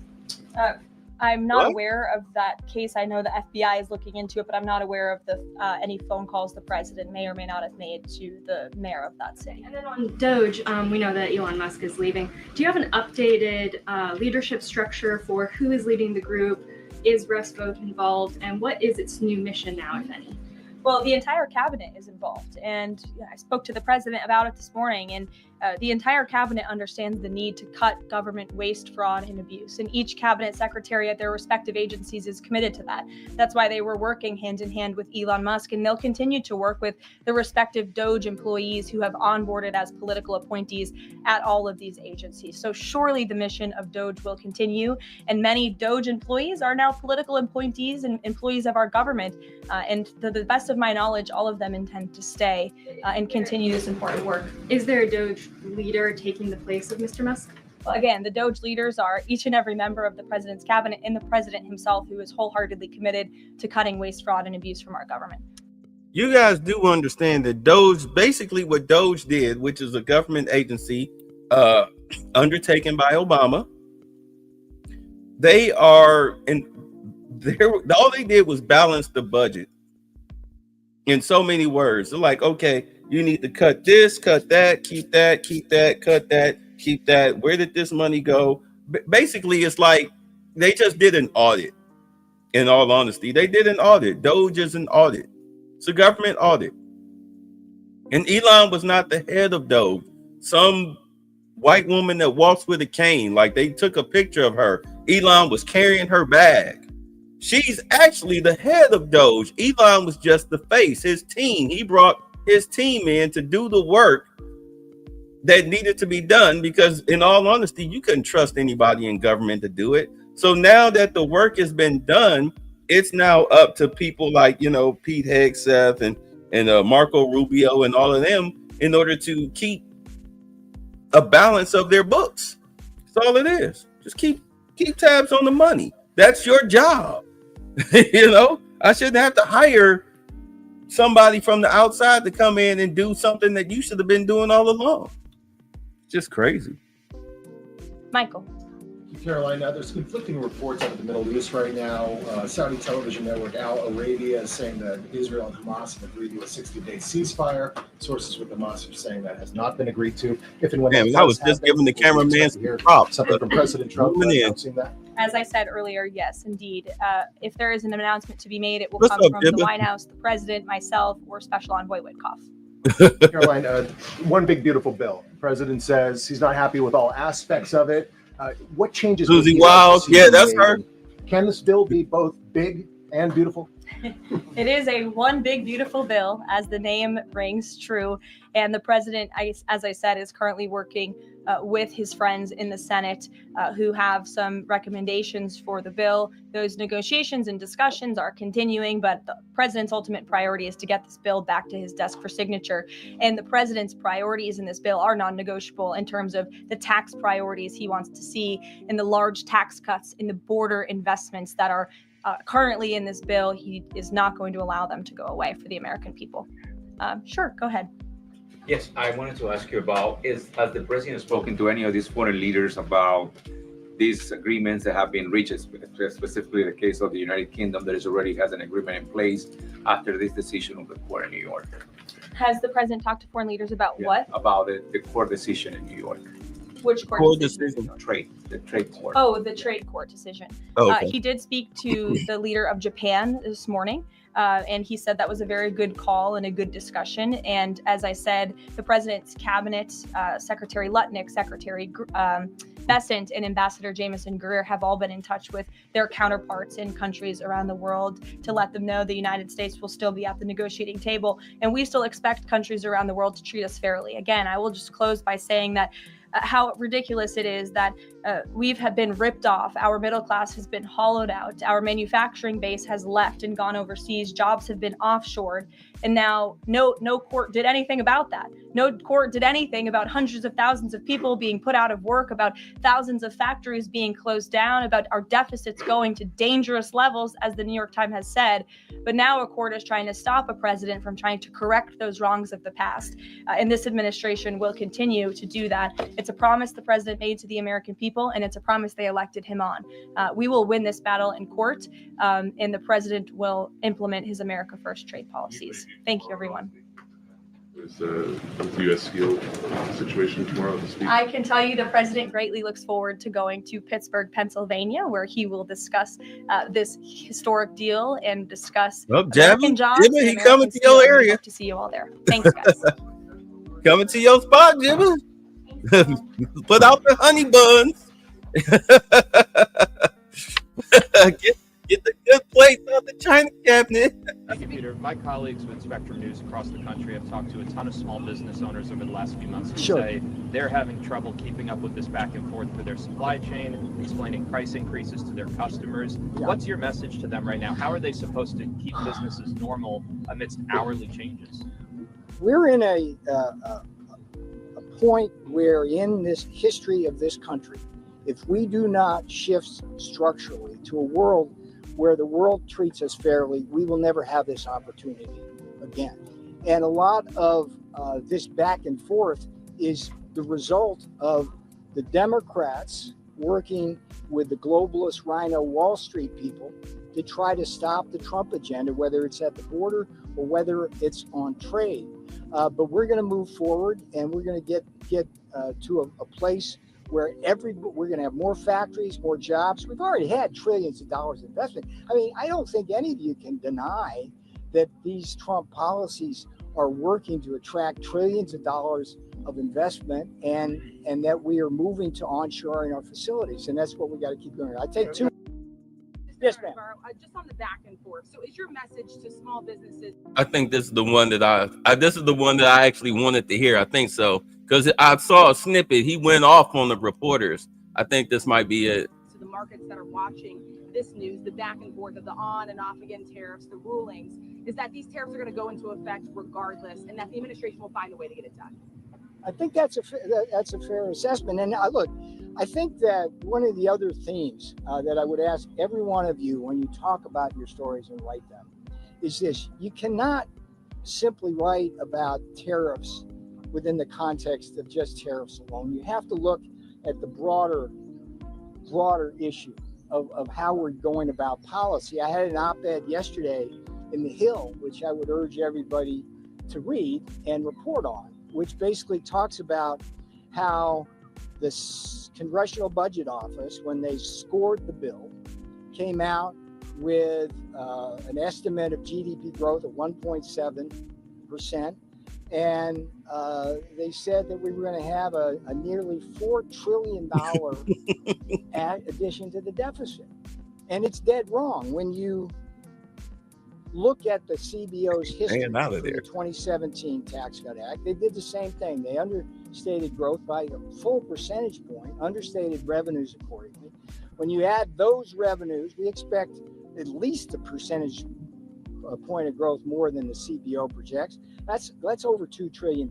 And then when you add the simple tariff revenues from a 10% baseline tariff, that's another more than $2 trillion. And you see a $5 trillion swing into a $2 trillion surplus from that tax bill. So we're going to have that, and within that, for your small business, I kind of got around to that, but now I'm here with small business. Full expensing for new investments in factory and plant. Energy prices, you got to consider that we're down in the low 60s for a barrel of oil now. That's like thousands of dollars more in people's pockets to buy as consumers, and a tremendous benefit to businesses. The regulatory effect of the lower regulations are going to make small business bloom. I mean, no president in the last 50 years has been more intent on helping small businesses. So we feel really comfortable about that. So yeah, that's why Trump is trying to get dude to cut down the interest rates. Bring down the interest rates, because everything is going down except for the interest rates. But I think the reason why he's keeping them up, I mean, whether he is anti-Trump or not, is just in case things fall. But that's not your call to make, in all honesty. Like, dude, if everything is going down, then bring down the interest rates. That way, things become that way things can become more affordable than what they are. Oh my goodness. But you know, I mean, I look at it as greed. You can look at it as TDS, you know, Trump derangement syndrome. I'm looking at it as greed, but it might be a combination of both. Who knows? Yes, ma'am. Well, last question here. Thank you. Do you think that the pause will negatively impact the negotiations? And do you think that the 90-day pause will be shifted because of that? All right, The this pause ain't will it. not affect the negotiations in any way. If people out there in the world simply look at the court decision, the court was clear, as I said, that the president has broad authority to impose tariffs. They took issue with the particular statute we used. We think they're dead wrong on that, but they actually pointed us in the direction of other statutes. Look, I appreciate all you. All right, that's not it. It wasn't either one of those. Hold on, I'm gonna find it because he went off. Let's see.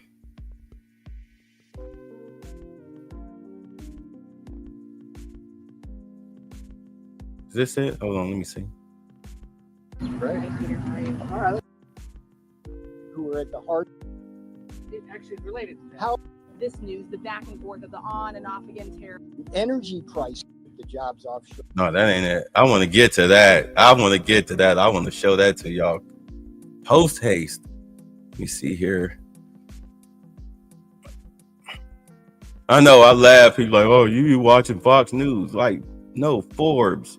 Forbes is no different than watching C-SPAN.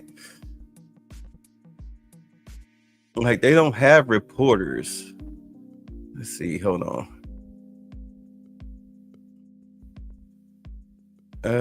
Come on. No, that's not it. Where? All right, that's when you're talking about the money. Is this it? Hold on. Oh, here we go. All right, here we go. I knew it was in here. Yes, ma'am. Thank you so much, Peter. And just given this appeals court. And by the way, this question being asked by Caitlin Collins, who wasn't at the press briefing today. From what I understand, I read something where Trump was looking to have her banned from the White House because of her stupidity. Let's see, what bugs me is government and business was complicit gutting America for 40 years. Now it's a crisis. Yeah, but at least now we finally got somebody to do something about it. You say, what'd you say about my mama mode? Yeah, Navarro is sharp tongued like Miller. Show it, sucker. I got it. At least when you search, we don't see male butt cheeks like Roland. Yeah, I mean, what you'll probably see is the herpy bump, as you can see up here, the linen winner, because he's live. I mean, look at that, 447 people watching him eviscerate Umar. But you see, you got that herpy bump circled on Umar's lip. Okay, anyway. Let me leave that man alone. All right, let's go. Yes, ma'am. Thank you so much, Peter. And just given this appeals court temporarily reinstating the tariffs, what does that mean for you and your position? And does it buy the administration more time, in your view? Me and my, you're not talking about me personally. You're talking about the administration. Of course. Yeah. So, look, the tariffs remain in place. The court told us, they didn't all but tell us, they told us, go do it another way. So you can assume that even if we lose, we will do it another way. And I can assure the American people that the Trump tariff agenda is alive, well, healthy, and will be implemented to protect you, to save your jobs and your factories, and to stop shipping foreign wealth, our wealth, into foreign hands. So you are working on a plan B, Of right? course. No, there's no plan B. It's plan A. Okay? Plan A encompasses all strategic options. And when we move forward, we had a full view of what the battlefield looks like. We are not naive about rogue justices in the judiciary and Democrats filing lawsuits. This has got to stop, by the way. This this weaponization of the judiciary to stop President Trump from doing what he promised the American people. This has got to stop. It's the people of America have the lowest level of confidence in the American judiciary they've had in 100 years. And it's getting close to what they think about Congress. And that's a low bar to hit. How much of that is because every time you get a court decision you don't like, you and your colleagues come out here and rail against rogue judges. Who is this guy? Tell me who you are, sir. I'm Andrew Feinberg. I work for The Independent. Sir. Okay, so that is such a biased question. That is not a journalist question. That was like an op-ed, sir. So I don't even respond to that. Who else has got an intelligence? All right, so the key signature. America still has allies within our own government. Tennessee Congressman Andy Ogles is investigating the sanctuary city policies of the Music City, and he joins us in moments. Plus, President Trump keeps throwing haymakers at Harvard University, cutting off over $100 million in grants. What was Harvard doing with all that money, and how will Trump's bold actions reshape higher education in America forever? We've got the details with Corey DeAngelis. We've also got an election coming up in Poland that could define the future of the populist nationalist movement globally. And I've got a plan to have extreme vetting in the United States without taxpayers footing the bill. It's all next on the Matt Gaetz Show. Let's do this. We're shaking up Washington, D.C. We're breaking the fever. You ever watch this guy on television? It's like a machine. He's great. Matt Gaetz. We begin tonight in Nashville, Tennessee. It's home to Honky Tonks, the Tennessee Titans, our good friend Kid Rock, the Tennessee State Capitol, and more bachelorette parties than actual cowboys. Nashville is in the spotlight tonight, and not because of the lineup at the Grand Ole Opry. According to Tennessee officials, Nashville Mayor Freddie O'Connell has been obstructing federal immigration enforcement and misusing federal funds. Congressman Andy Ogles has announced an investigation, and it seems he's on the case. The Homeland Security and the Judiciary Committees will be conducting an investigation into the mayor of Nashville, his conduct, and whether or not federal dollars have been used in criminal enterprise. I will not back down. I will not relent, and I will always stand with law enforcement. I want my... Yeah, Matt Gaetz got a show. He went from having a position, almost having a position in the White House, to now doing, I don't know, what is this? One America News Network? Doing YouTube videos like the rest of us. Poor Matt Gaetz. How far you have fallen. My community, and I want my country back. Congressman Ogles emphasized support for ICE and called for even stricter immigration enforcement. We also heard from ICE officials and a local resident who shared her experience with illegal alien crime. 4 men dressed in black, wearing face masks, crossed the fence in our property. They ran across our backyard, up to the back of our home, and smashed my bedroom window. After 9 minutes of relentlessly utilizing crowbars, as well as striking and kicking multiple doors and glass panels, they eventually gained access to our home. We were lucky because when these men violently smashed their way into our home, our 15-year-old daughter was in the house, alone, upstairs in the bathtub. I can't even think about what might have happened if they had known she was there. We learned that the men who broke into our home were a part of an extensive, organized, nationwide group of South American illegal immigrants. In our community alone, we know 4 other families that have been victimized by this gang. By the way, with the stuff you hear in the background, the people sound like they're chanting. Yeah, they're there to protest. They're there to protest on behalf of the criminals. That's why sometimes I ask y'all, like, why are you clinging to the Democratic Party? They are so they have become so anti-American ever since Obama left office. It's ridiculous. They are no longer the party of Bill Clinton. They're no longer the party of Bill Clinton where they look out for you. We saw how Obama responded to all of those police shootings of us. He didn't do a damn thing. He just made body cams mandatory. So we were watching snuff films at least 3 times a week. And he did nothing. Absolutely nothing. Sang at a funeral, a Negro spiritual, like that moves us. That's why we, as black men, that's why we don't like him. He's a horrible president. He was a horrible president for a black man. When it came to black issues, he was terrible. Absolutely terrible. But they are no longer the party that we can look at and be like, oh yeah, they looking out for us, because they become the party of criminal illegals, child molester, trans people.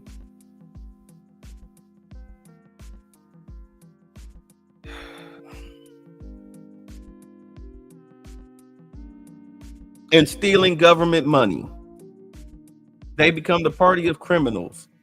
Like, how you stand with them, they've never liked you. I'm not a Republican. I'm taking up with anybody. I'm an independent. But I just have to ask, like, why are you still associating yourselves with them, knowing everything that they've done? Now that you see it, you still getting mad at me all in my comment section and in my DMs talking smack. I mean, you really sound like a slave when y'all do that. But I'm supposed to be the raccoon, though. Okay. These stories are not uncommon. Matter of fact, the owner of our very network had to encounter a band of illegal aliens in his home, much in a similar way that person just described having to deal with in her jurisdiction. But you would think that the leaders would actually be on the side of the people who are being attacked by the criminal illegal aliens. But in Nashville, Tennessee, thanks to the work of the mayor, things may be going the wrong direction. Following a joint operation by ICE and the Tennessee Highway Patrol, which resulted in nearly 200 arrests, this mayor, Mayor O'Connell, issued an executive order requiring all city departments to notify his office of any communications with federal immigration authorities. Now, of course, this was viewed as a barrier to future ICE enforcement in Nashville, Tennessee. In response to the ICE operations, Mayor O'Connell established the Belonging Fund. The Belonging Fund is designed to support immigrant families affected by enforcement actions. That's who he's fighting for. The fund provides resources for housing, food, childcare, transportation, and a number of other entitlements to mitigate the hardships of illegal alien enforcement. So in Nashville, Tennessee, if you're an illegal alien, now the mayor is not only frustrating the enforcement actions, he's actually set up a fund to help you evade enforcement, deal with enforcement. Where was all of that compassion and effort for angel families? With strong public support for Trump's deportations nationally, local leaders. Angel families are people where their children were killed by illegals. So cannot be allowed to disrupt the application of federal law. Joining us now, Tennessee Congressman Andy Ogles. Congressman, what should we know about the Nashville mayor and what's happening to frustrate immigration enforcement?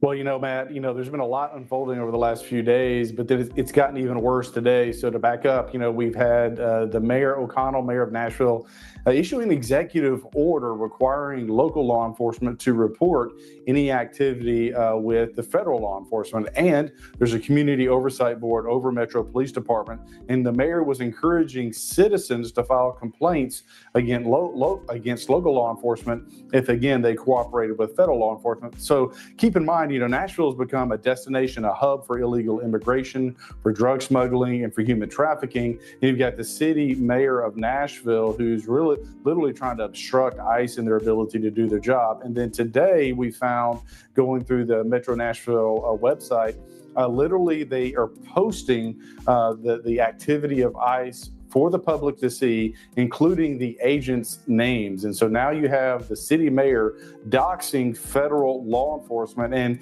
I'm on Homeland Security. I've gotten the classified briefings. The surveillance capabilities of these criminal gangs, the ones in Mexico and Central and South America, rival countries. And so once they have that law enforcement agent's name, they can easily figure out who they are, where they live, and where their families are.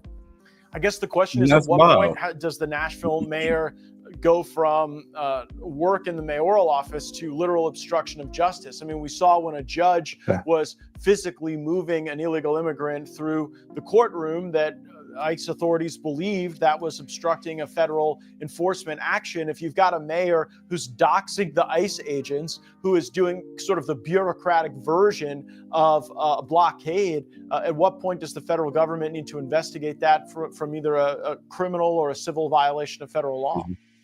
Yeah, so we literally are waiting on the final text of the letter. So the Homeland Security Committee and the Judiciary Committee are going to be launching a joint investigation into the mayor of Nashville, into the city of Nashville, to see whether or not obstruction took place, whether or not federal funds are flowing to illegals to evade, federal law enforcement. And that being said, you also had a state rep, Afton Ben, who used her vehicle to block ICE vehicles. So she put on her own social media that she was able to delay 4 of the vehicles. And Who was that? Afton Ben, she's a state rep, a Democrat, of course, and so we've turned all of this information over to the Justice Department. We've also put it up on our social media. But again, things are a bit crazy in Nashville. Obviously, I'm a hard charger and outspoken, and so enough is enough. Look, Nashville is the jewel of the South. It's the economic engine of the South. And because of that, it's a destination for tourism, for businesses, but also for illegal gangs out of Central, South America, and Mexico. And if we don't take a zero tolerance policy, where at some point we're going to lose our city, and I'm not going to stand by and let that happen. Yeah, that chick, Gates looks like a bird. Yeah, I mean, that chick, she's gonna get brought up on charges. She stupidly videotaped herself doing it, and then was talking to her friend that was in the car. Yeah, this is what I've done, and I did this, and I did that. And it's like, you're literally, she's doing the stupid self-incrimination that people do with these cell phones when they always got to videotape everything that they're doing, and they love for some reason, I don't get it, but people love to videotape their crimes and then upload them to social media. It's ridiculous. But you say, are you getting accused of cunnery by the unintelligentsia? Yeah, but that's because, this is why when we did the What's Up, No News, when we was doing the stream the other day with AB, this is why I was going off, because you have a segment of black male media, where they still have their audience stuck in 2010 mode, if not 2015 at the highest. And they do it because it's a money niche. Now look, you guys know who's out there trying to sell you products and always race baiting. Their social media, every social media that they're on, they're always talking about race and whatnot. I mean, good Lord. They'll see this newscast and swear up and down it's racist, and then turn around and try to sell you a DVD or ask for a Cash App or something like that. Hit dog's gonna holler. But you get those people, they wind up, because of the algorithm, they find their way over here to me, and they think, oh, black dude. But then I'm not the black dude that they think I am. But that's based on the algorithm, based on the people that I normally associate with. We have cross-reference audiences and whatnot. I mean, that used to be my bread and butter for up until 2021? Really, no, I take that back. 2019. 2019 was when, about 2019, I kind of petered out because I moved down here. I petered out from talking about racism. And then when I opened the Embrace Villainy channel, I was definitely not talking about racism. I started covering evictions and crime. which I'm pretty sure people would love for me to get back to, because I mean, they find this stuff boring. And it's like, but this is the thing though, like you're so inundated with low-level stuff, stuff that don't matter because you're looking to be entertained. Thank you. Yeah, you were there. Lewis too. You guys, y'all were there. You're so looking to be entertained all the time. All right. And I was always said, I'm not here to entertain you. I was saying that when I had the Bitter Truth show. Like, I'm not here to entertain you. I'm here to tell you the truth. I'm here to show you what's going on. You wonder why your money funny? This is why your money funny. You wonder why the Walmarts are closed? This is why the Walmarts are closed. This is why there's a security guard that's got to let you in the door in the McDonald's post-COVID. This is what's going on in the job market. This is what's going on with your money. I know I haven't done a money video in a minute, but the Nvidia stock, boom. It took off. It took off. Because they started building. They're getting their stuff together. I recall back when the Arkansas 15 was in the corner. I mean,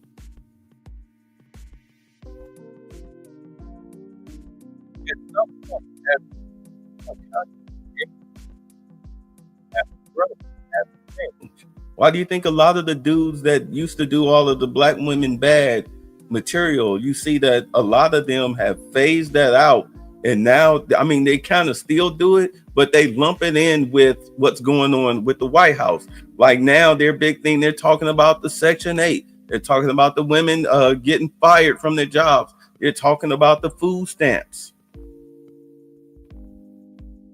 All right. And that's cool. That's fine. You want to see, I have no problems with it now, because now you're seeing what's going on, boots on the ground. This is how the people are reacting. Instead of worrying about dry dick syndrome, look at what's going on as far as what's affecting you out here. And a lot of these guys, you say racial grievance is a cottage industry, right? You always want to be the victim. None of us, I don't want to say that, but the truth is none of us were born into slavery.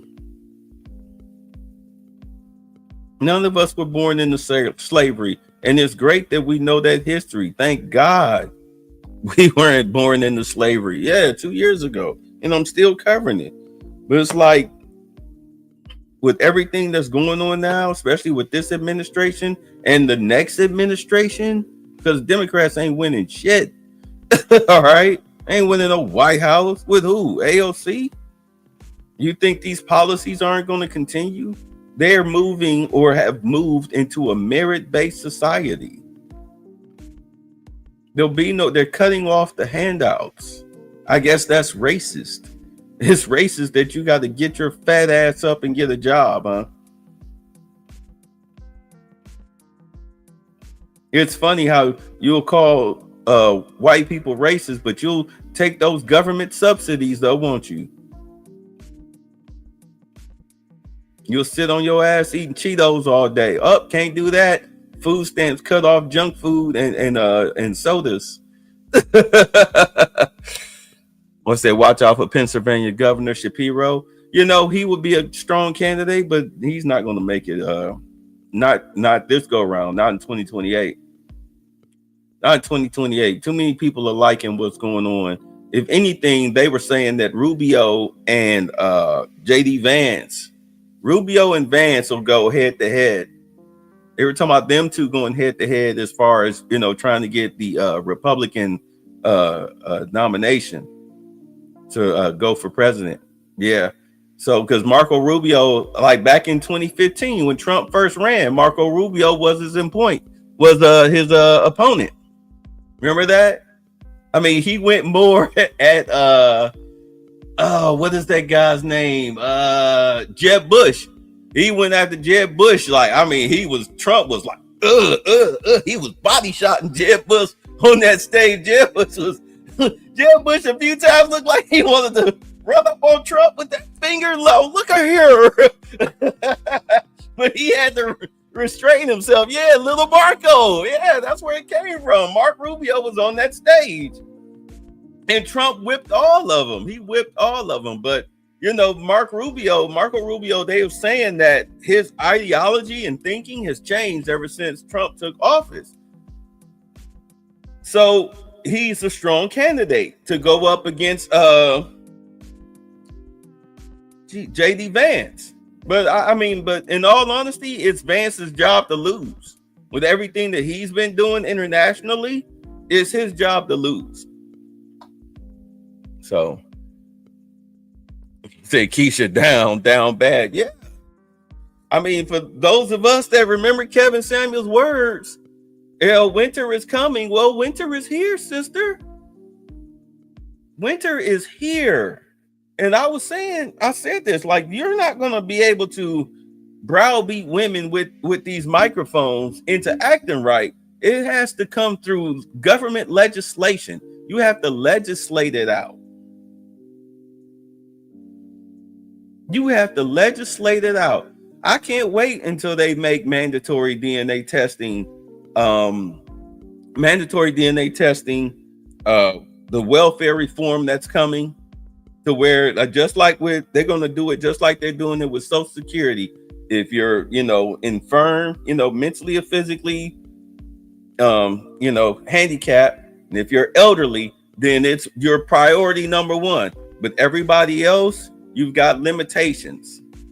You've got limitations. Wait till they do the limitations on welfare, which I was saying way back in 2018, 2019 that this was coming. It was just a matter of time. You just needed a president in office that had the balls to do it. And now you got one. Yeah,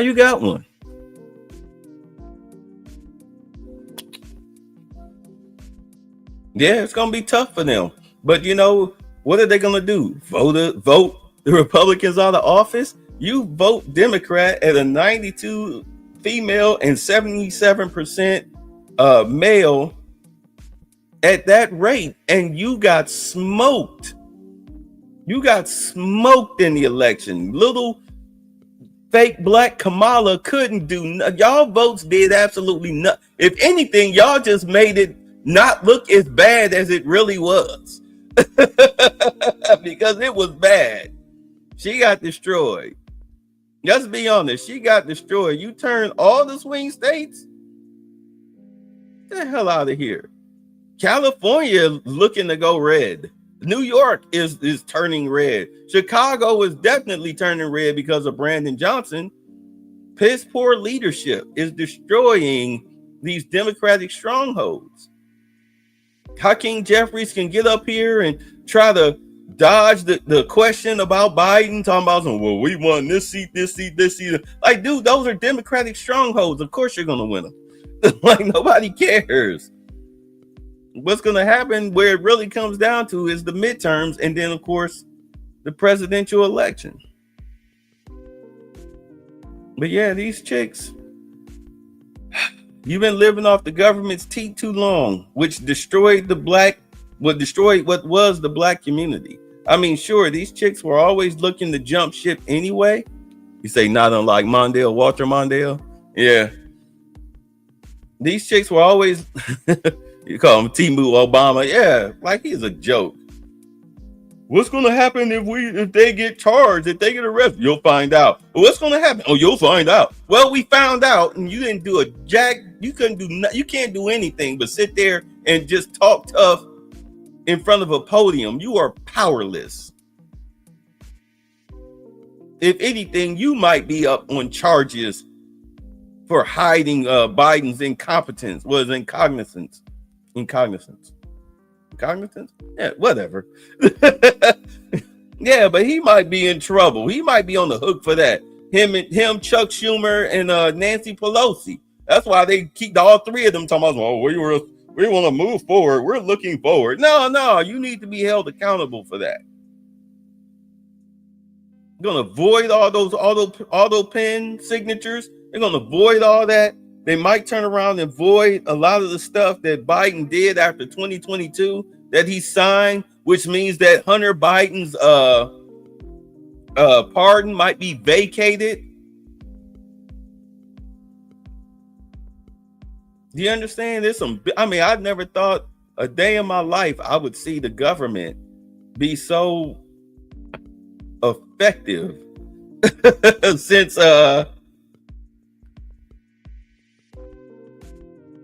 Bill Clinton. But set that aside. No, like, do understand.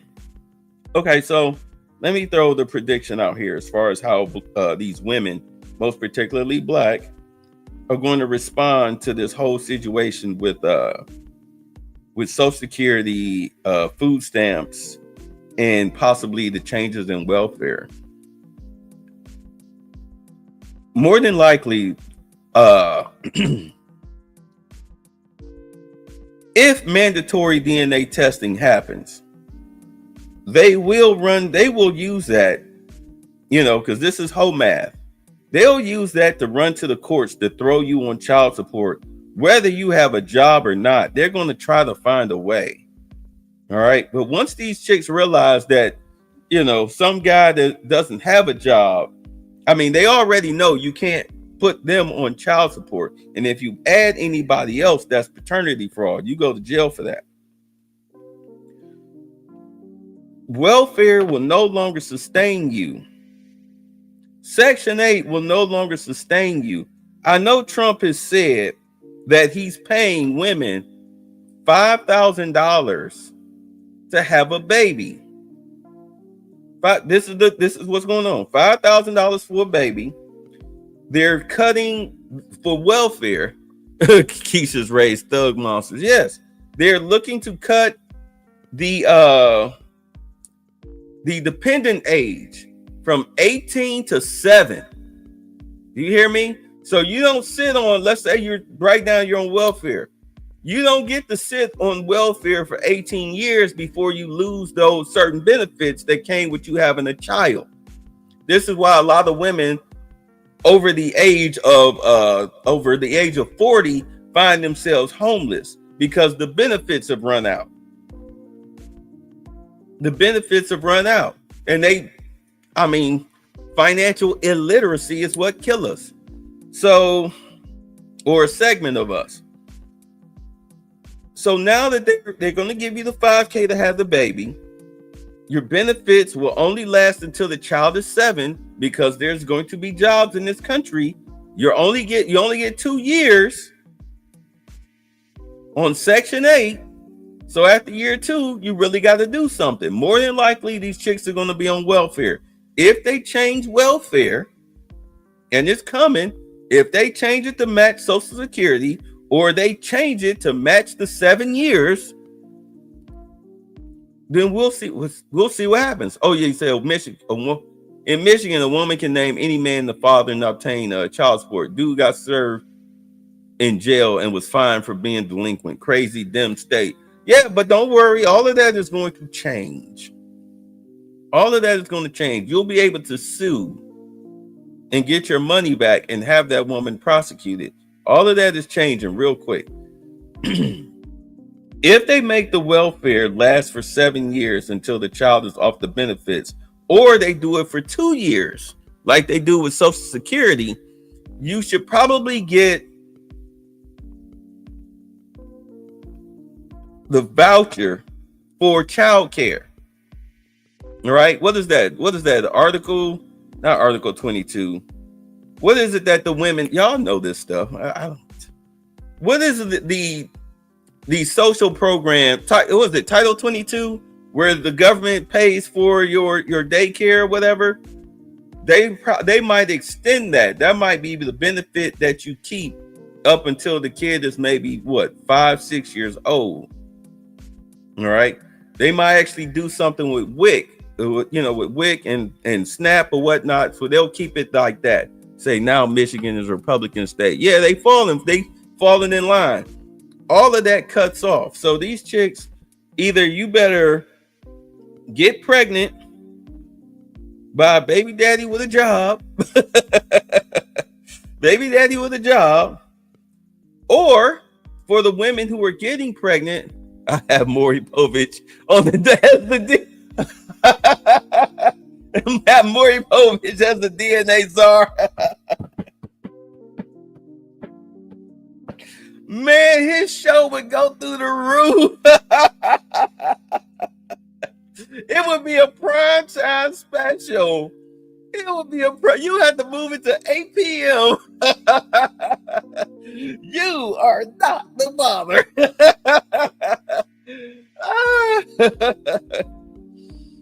Man, that'd be crazy. No, but let me get back to this. So either you're gonna like me, either you're gonna have to put a father on child support, hoping that he has a job, because as Trump passed, I think it was either in late January or early February, the law where the new tax law, where if you're paying child support, you can claim the child on your taxes. The custodial parent cannot. Or if you're the custodial parent, you're not collecting child support, then you can file the child on your taxes. That's the new tax law concerning children. Maury Povich telethons. You'd have to have all types of spin-offs like Pop the Balloon. You'll probably see fights on one of those spin-offs. Aaron the plumber beating up a tranny. Let me stop. Yes, please, let me stop. So you already have that in place. So more than likely, they'll probably try to carry that over, come with the new welfare, Social Security situation. So basically, for the next year, they're pretty much getting used to this. But the thing about it is, with all of these jobs coming in, more than likely, with the way the Social Security and the welfare office is, and with Section 8, I would go ahead. You say Baby Makes 3, episode 1. I would push for you. If you on these benefits, then you need to we need you to go to these job fairs. We need you to go to these job fairs. We need you to go to these job fairs. If you need transportation, we'll pick you up. But there should be a push to force you into the workforce to get you off the system. And personally, the way I feel about it, once you're off, you're off. Don't come back. Especially if you get, like I was saying years ago, how I would do it as far as welfare to get you off the roads, instead of just the scholarship to colleges as a C student, you would have to take some sort of classes, be it 2-year or 4-year. You need to get a degree. We'll pay for it at a junior college, online, whatever, but you need to pass your classes 6 months before you graduate or whatever. Maybe it's trucking, whatever. But if it's a 2 or 4 year, then we push you out there. But we're talking about women now. We push you out there and you intern for 6 months. And of course, any corporation that hires you, they get a tax break.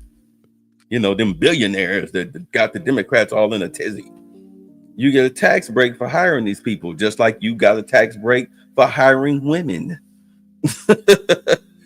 You know, affirmative action. Yeah, once you're off, you completed your 2 years or 4 years, don't come back. You say in Pennsylvania the GED test is $150. Did you just Google that, or are you speaking from personal experience, my brother? I'm messing with you. No, but you say Clinton already did that, and all we got was corporate quiches, right? But the thing is, I would rather you have a job than be sucking on the government's teeth, burning up my tax dollars. We can spend that money somewhere else. So, but hey, if you can't fix your attitude to be able to hold down the job, why is that my problem as the government?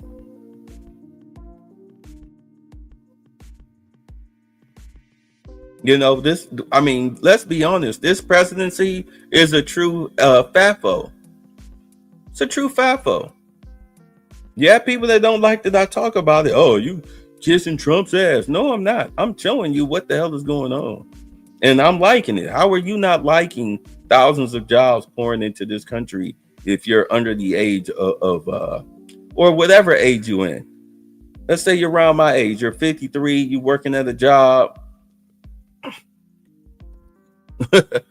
You don't want to be 53 working at some dead end job or whatever. Or maybe you work in a good job and then you watch your union get busted up or your pension just gets stolen, taken away. Or where, let's say you're just working at a regular job, a dead end job, but you know at the end of it, when it's time for you to retire, you at least gonna get a Social Security check.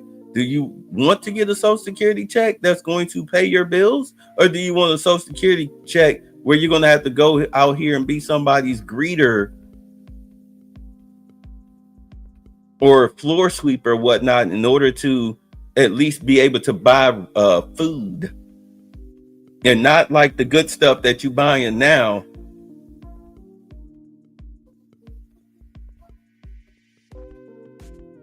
I mean, you really have to ask yourself that. You got to go beyond the surface dirt of the thinking. Or you say, Lewis, like, you don't want to be a stepdaddy to a whole lot of bastard kids on welfare. No, you do not, because they will not appreciate you. See, Shapiro was on TV promoting a moratorium on GED fees, barrier to entry into the workforce. Okay. Let's see, I claim half of newer children on my taxes since my money goes to EBT. Yeah, you don't want to be wiping tables at Zaxby's at 70, right? There's a Zaxby's around the corner. You don't want to be doing that. You'll be shuffling with a damn buzz-pan. And then they cut your stuff, cut your food stamps or whatever government benefits you apply for because you make too much.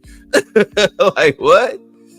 Say, meanwhile, crypto was about to explode of trillions. Soon they start printing and retire as billionaire of early age. You know what, Detroit? JD Vance did a crypto summit. I was thinking about covering that tonight instead of this with the Nashville thing. But that's a big one, so I didn't want to do it. But, you know, yeah, he was speaking. JD Vance was speaking at a crypto summit. They was talking about cryptocurrency. I haven't seen it yet, so I'm going to save it. I might do a morning show. I don't know. I got to see where I'm at. But yeah, I wanted to touch on that. And that's why, Lewis, remember, or those of y'all that remember when we did the election show. Remember we did the election show and they were saying how cryptocurrency was spiking. I was like, shit, I heard about $150 worth of crypto. And then boom, it's been sitting nice. And Trump was saying, hey, we're going to invest money. We're going to invest billions of dollars in crypto. He said that before he was president. JD Vance did attend Bitcoin Summit in Las Vegas. Yeah. So it was like, and I was telling the dude I work with, I mean, we're cool. I was telling him, well, that I work for, it's his company.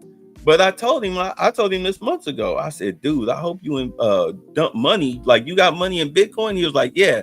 I was like, look, throw whatever little change you got in there on Bitcoin, whatever you can afford. Because I'm telling you right now, in the next couple of months, when Trump throw this money in the Bitcoin, it's going to shoot up. Like, it's going to explode. Like it exploded election night. It exploded that whole week and a half. The night of the election. I was like, wait till you see what happens when he thumped that money in there. See, actually now XRP, XLM, SOL, and Big Gun, ZBCN, Zebek Network is soaring like crazy. Yeah. I need to, you know what it is? Coinbase. I don't, for some reason, I don't trust Coinbase. I don't trust Coinbase. I want to get into it, but I don't trust Coinbase. They look like such a shady sight. Let's see. Rethinking the dollar has good coverage on this. Okay, good. That's nice to know that other people are seeing what I'm seeing.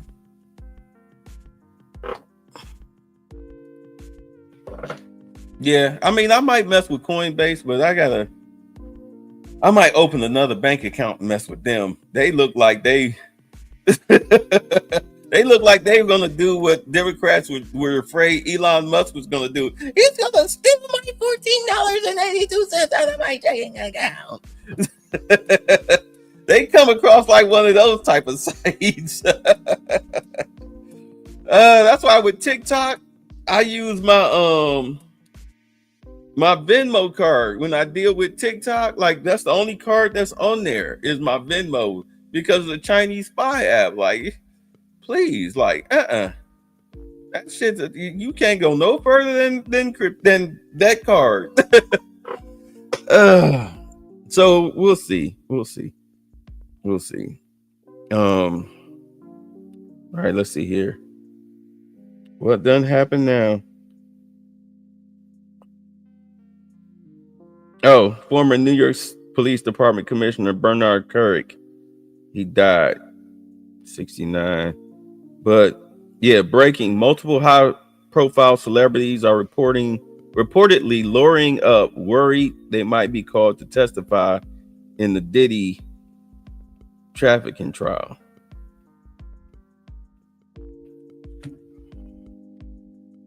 You say you understand that I don't trust Coinbase, but you can try with Uphold Exchange, but I'm not using any bank but credit union. Yeah, I feel you. Let me write that down.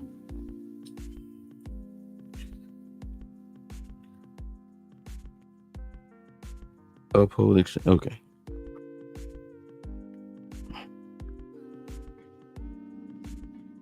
Matter of fact, I'm gonna hold off on the JD Vance. I'm gonna do the JD Vance on Sunday for the Monday show, which I'll throw in the Patreon, because people don't watch those shows, so it's for people who actually do watch them. They're in the Patreon in my free section. Hold on, let me throw it up here. Let me throw it in the chat.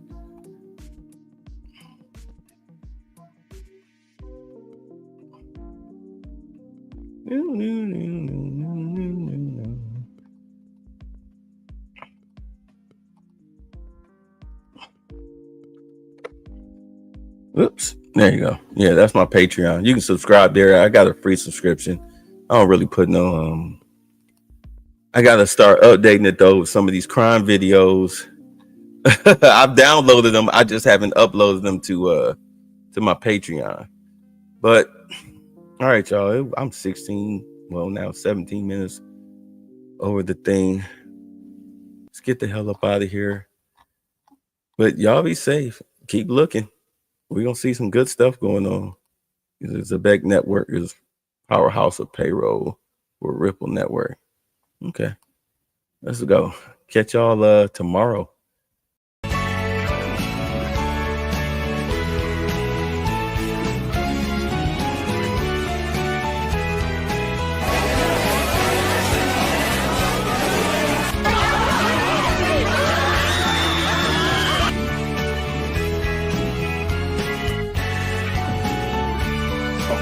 You don't have the cards. You're buried there. Your people are dying. You're running low on soldiers. Listen, you're running low on soldiers. 1, 2, 3! All right, bye. Thanks for the fun.